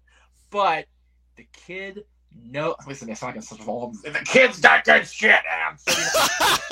Don't mind me. But he's got it, and he's got enough of both his uncle and his father, where he's going to be a solid persona within WWE if they let him develop right for a long time to come. Did he become champion too fast? I did say yes originally, but having Ziggler and Rude shaft him out of that championship and having what we have on Saturday morning is the exact way to go, because now he's fighting from beneath. He's fighting the establishment and guys that have been in the business for ever. And he's got his uncle and his father going into the Hall of Fame the previous night. He'll probably make the speech to induct them, but you'll give him that shine in them Hall of Fame suits looking all so good. I actually got a question from JJ yesterday about, will he make a good speech? Like, he's speaking from the heart. He doesn't have to cut a promo this time, because his promos on TV, they're a little shaky still. But speaking from the heart, the night before the biggest match of his 25 match career is going to be so key for him. Ziggler himself even said the kid's got 20 matches, and it's like he's been doing this for years. He knows he's got all the tools. Saturday, he gets his toolbox assembled, regains the championship. Now there's two ways this could go.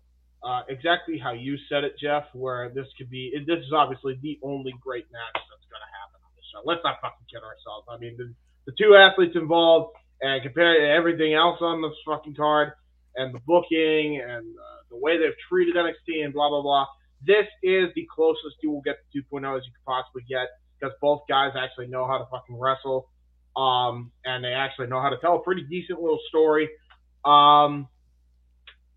You can get that, or somehow you can get the Triple H Scott Steiner of the modern day. Oh boy, let's hope that don't happen. Oh God, why even put that out in the universe? Oh, hey, listen, with the WWE, don't leave anything out on the table, especially when it's the old man in charge. Is all I'm going to tell you.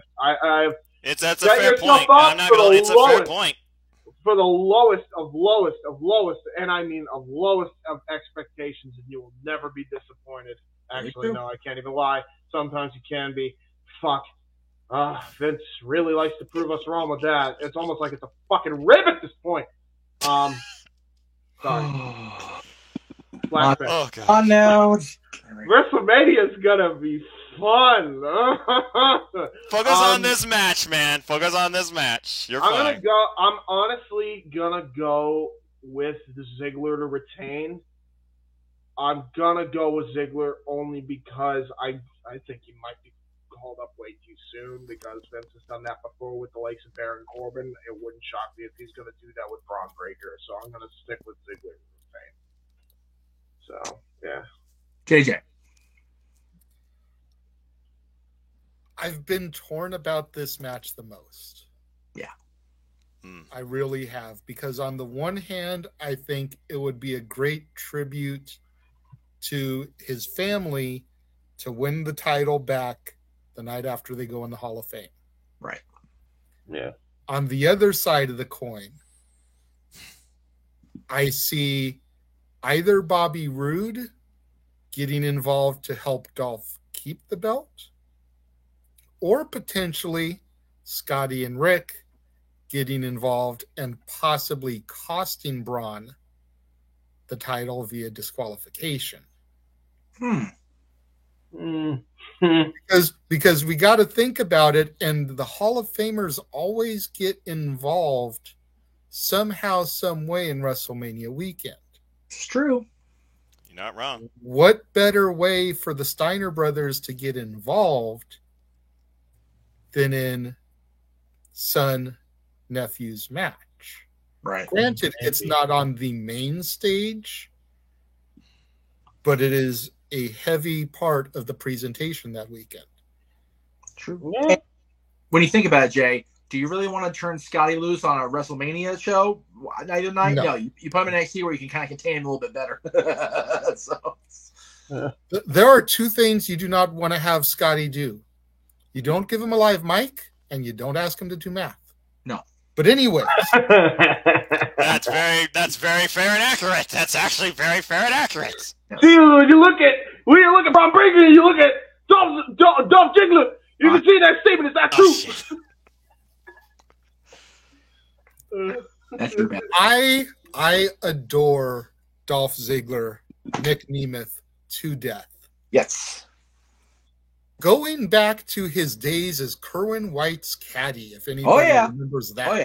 Oh, that's a throwback. But he has always had it. And I remember when I saw him pop up on NXT to begin this angle, I messaged Jeff and said, "My, how the mighty have fallen." And I went, nope. And Jeff enlightened me. He put it a little bit more in perspective for me. Yes. And I feel like Jeff is 100% without question accurate about why Dolph was there. And I don't feel like Braun is ready to get it back just yet. Ooh, wow. Okay. Whoa. All right. I think there's still a little bit more work for Dolph to do with Braun before Braun gets it back. Could he get it back to NXT after Mania? Possibly. But I don't see it happening on Saturday. If I'm wrong, I got no problem being wrong because I do enjoy Braun and his presentation, much as Jeff talked about. But Dolph deserves another big moment. And this might just be it for him. And Noah, before I get to you, not going to lie, JJ, I selfishly wouldn't mind having a entire group picture of Paradise Kitty with our t-shirts on and NXT Championship just being across all of us. That would just be tremendous. But anyway, Noah Foster. JJ, you're really putting the retrospective when it comes to grasping for the moment, but also what you really are doing for the business. We've already talked how Dolph Ziggler could sell chairs to IKEA. He is a guy that is there to put over the future of the WWE. He is the show-off. He is a top star. He is a seller, period. But everything about this weekend, from the WrestleMania time to the Steiners going into the Hall of Fame, you brought such a passionate backlog to the point why Dolph Ziggler is in this spot in the first place and why it truly shouldn't feel like a transitional period. But I just got to go still back to, again, Braun Breaker's the future of the WWE. Ever since this new NXT formed, he was the first guy that was like, this is the guy that you can use to lead your company in some way or form. Got the look, he's got the character, he's got the charisma, he's got the power. He still needs to fine-tune himself on the mic, and that's probably why he's with Dolph Ziggler, who has incredible mic skills, but we haven't heard a lot of jaw-jacking. But this story does not come down to who talks a bigger game, it's who delivers it when it comes to that moment. And Dolph is going to sell that. But again, Braun Breaker, the Steiners, WrestleMania, NXT 2.0 is literally the Braun Breaker show. If this show is going to matter for absolutely anything, it's got to be that Braun Breaker regains the NXT Championship, in my opinion. And Dolph Ziggler did what he needed to do. And once again, Vince using the other rosters to try and push forward just this brand's identity and the people on it, because this forever will be developmental, but at least Braun Breaker will lead it in a bigger fashion, claiming a win over Dolph Ziggler. I have a new champion. That's a fair point. I'm going to compare my logic and booking to this to something from many years ago. And again, I keep throwing back to the fact that I've been rewatching Old Dads, but it's something that I heard talked about recently watching those episodes.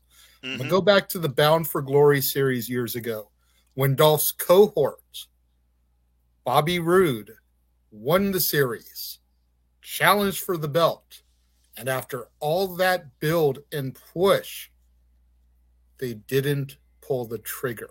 A couple weeks later, James Storm, out of nowhere, takes the title, and then Bobby gets it off him. Turning heel in the process. There has been so much build and push to this being a big moment for Braun. Don't pull the trigger. Give him a couple more weeks to work with Dolph, and then pull the trigger. Because WWE knows everybody is going to fucking buy WrestleMania. But what they need is asses to tune in to NXT for the rematch. It's a fair point. Again, it really could go either way. This is one of those that literally is a flip of the coin as far as what is the aftermath. How do you make the NXT after WrestleMania a big deal? Do you treat it the same way like Monday Night Raw? Does Vince truly want to turn this into Raw 3.0? And the other thing you got to figure is that there is no WrestleMania backlash for NXT. who knows the next time they're going to get their marquee event. I'm sure they're not going to wait a whole other year for it, but again, whatever the takeovers are now becoming, whatever that next big event is going to be for them, who knows when that is going to be for the rematch. So you need people to tune in to the regular show on a consistent basis. And if this stretches out for a couple more weeks, people are going to tune into that. Fair enough. Yeah, man. I got to say, though, you did give another hard sell. You almost had me questioning myself, Noah. You have J.A., what you and I did tonight is the great NXT main event debate, because either of our cases could literally be a poll that could go 50-50, because both have so much context to them in the fact that they could be a reality. And we will know soon enough who was right. So good luck. Hey, same to you, sir. To be put in that conversation, that statement, I appreciate that. Thank you. I just hope and appreciate we can get a good match and not a bad match. I don't want Triple H and Scott Steiner. I get worried. Stop putting that out there, James. I'm going to keep putting it out there. James, damn it. There's got to be that one pessimist that knows. Listen, I have lived through the worst of the worst in the last decade, okay, with this goddamn company. Trust me, from experience, this can happen to even the best of workers here. So he's also not wrong. I know. You're out of line, but you're not wrong. Anyway. I wish I could be sometimes. I wish I could be wrong. So I wanted to point out, it was pointed out to me in the chat room that Cameron Grimes is the last participant in the ladder match. So based on that knowledge, I will still stick with Sikoa winning, but Cameron Grimes, if I get 2 picks in the pool, Noah, I'm definitely going with Cameron Grimes in my second pick. No DQ is doing 2 picks, so I will make sure your second pick is I'll go with Cameron Grimes. Yeah, let's just all go with Cameron Grimes for the second pick. Because the fact that he was I had Grayson and Solo Sikoa. Yeah. That's fair for you. That's true. You did. That's true. So yeah, it's one of those where Cameron Grimes had like that push off, and then they just didn't. It was very, very stunted and very weird. So that's why I say it. I just blame the pandemic for that one, to be honest. I agree, guys. I agree. All right, well, that's that. So we saw the trailer on the commercial break, but I'll go ahead and run through it really quick. We got a lot of great stuff coming up here. We're not done by any means, folks. Not even remote. We're barely getting started. Greg Cherry show tomorrow night, of course, each and every Wednesday. I'm here on the Championship Network, and we also simulcast on Greg Cherry's brand. Thursday's WrestleMania predictions, and those are at 6 o'clock Eastern, for the record, 3 p.m. Pacific. You'll see the graphic at the end of the show during the credits, because I don't have them all queued up here because it's just too much shit in this room right now. So, and then Friday, we've got Dads, the WrestleMania entrances show, and then we get into the watch-alongs with this guy on the call, this guy as a color commentator, and me just trying to keep shit together. Don't forget, and for those who are WYW fans, I might as well plug this in right now because I don't even think we've made a formal announcement. Michael X, a.k.a. Nathan Farrar, will be color commentating with Noah and I as well for WrestleMania weekend. Dig it. Can't say he'll be like Nathan Farrar, but we'll try our best to try to make this event listenable, watchable, I honestly, listenable watch. And again, we'll get more into it Thursday. I think WrestleMania is going to be better executed than it is on paper, at least from my perspective. But we'll talk more about it as we get close. Yeah, because we got Ring of Honor watch along Friday night. Which Noah's going to be talking about Impact during the course of that show. JJ will be talking about the Hall of Fame during the course of that show. Yes. So we're going to be covering every freaking brand of wrestling and sports entertainment in that Ring of Honor watch along. So be here Friday night at 7 o'clock Eastern, 4 Pacific. And of course, Saturday, Sunday's WrestleMania. I mean, regardless of how you feel about the company, and James, we know how you feel about the company. WrestleMania is the weekend of the year. It's why we have so many people coming through the channels. That's why we get so much traffic, because it's Wrestle-Friggin-Mania. So be here for that this weekend. And then we hit the reset button Monday with another Ask the Dad. So thank you all for joining us tonight. I know we ran completely through NXT, and I appreciate y'all sticking with us if you did. Thank you, JJ. We'll see you Thursday for the predictions. Noah, we'll see you Thursday for the predictions, and the rest of the weekend, as will you, James. And Noah and JJ's gone already. Very good. done with this shit. So that's okay. Thank you all very much for watching today. It is greatly appreciated. We will see you tomorrow night for the Greg Cherry Show and throughout the weekend with WrestleMania, everything, Ring of Honor, all that good stuff right here on the Jeff Meacham Network. Have a great night, everybody.